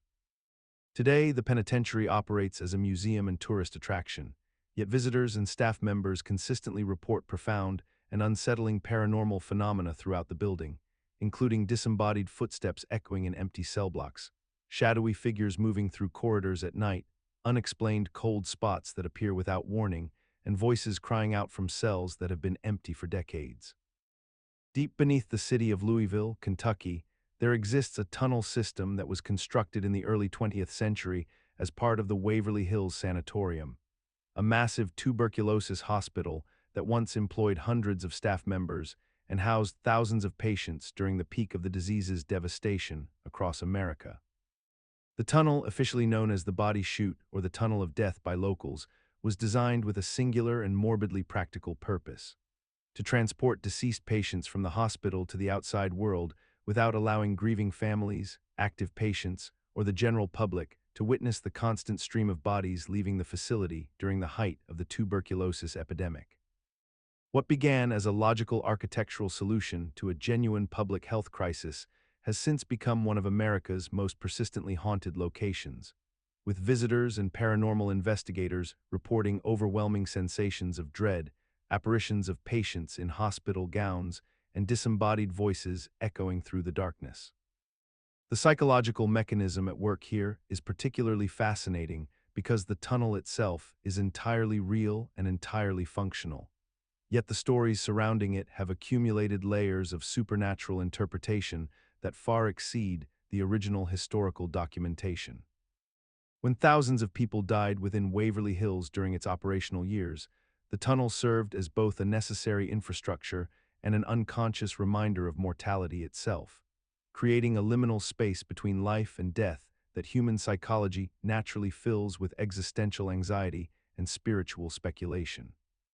Today, the tunnel persists in collective consciousness as a place where death itself seems to linger, despite the fact that no documented paranormal activity exists beyond eyewitness accounts and the undeniable weight of historical tragedy.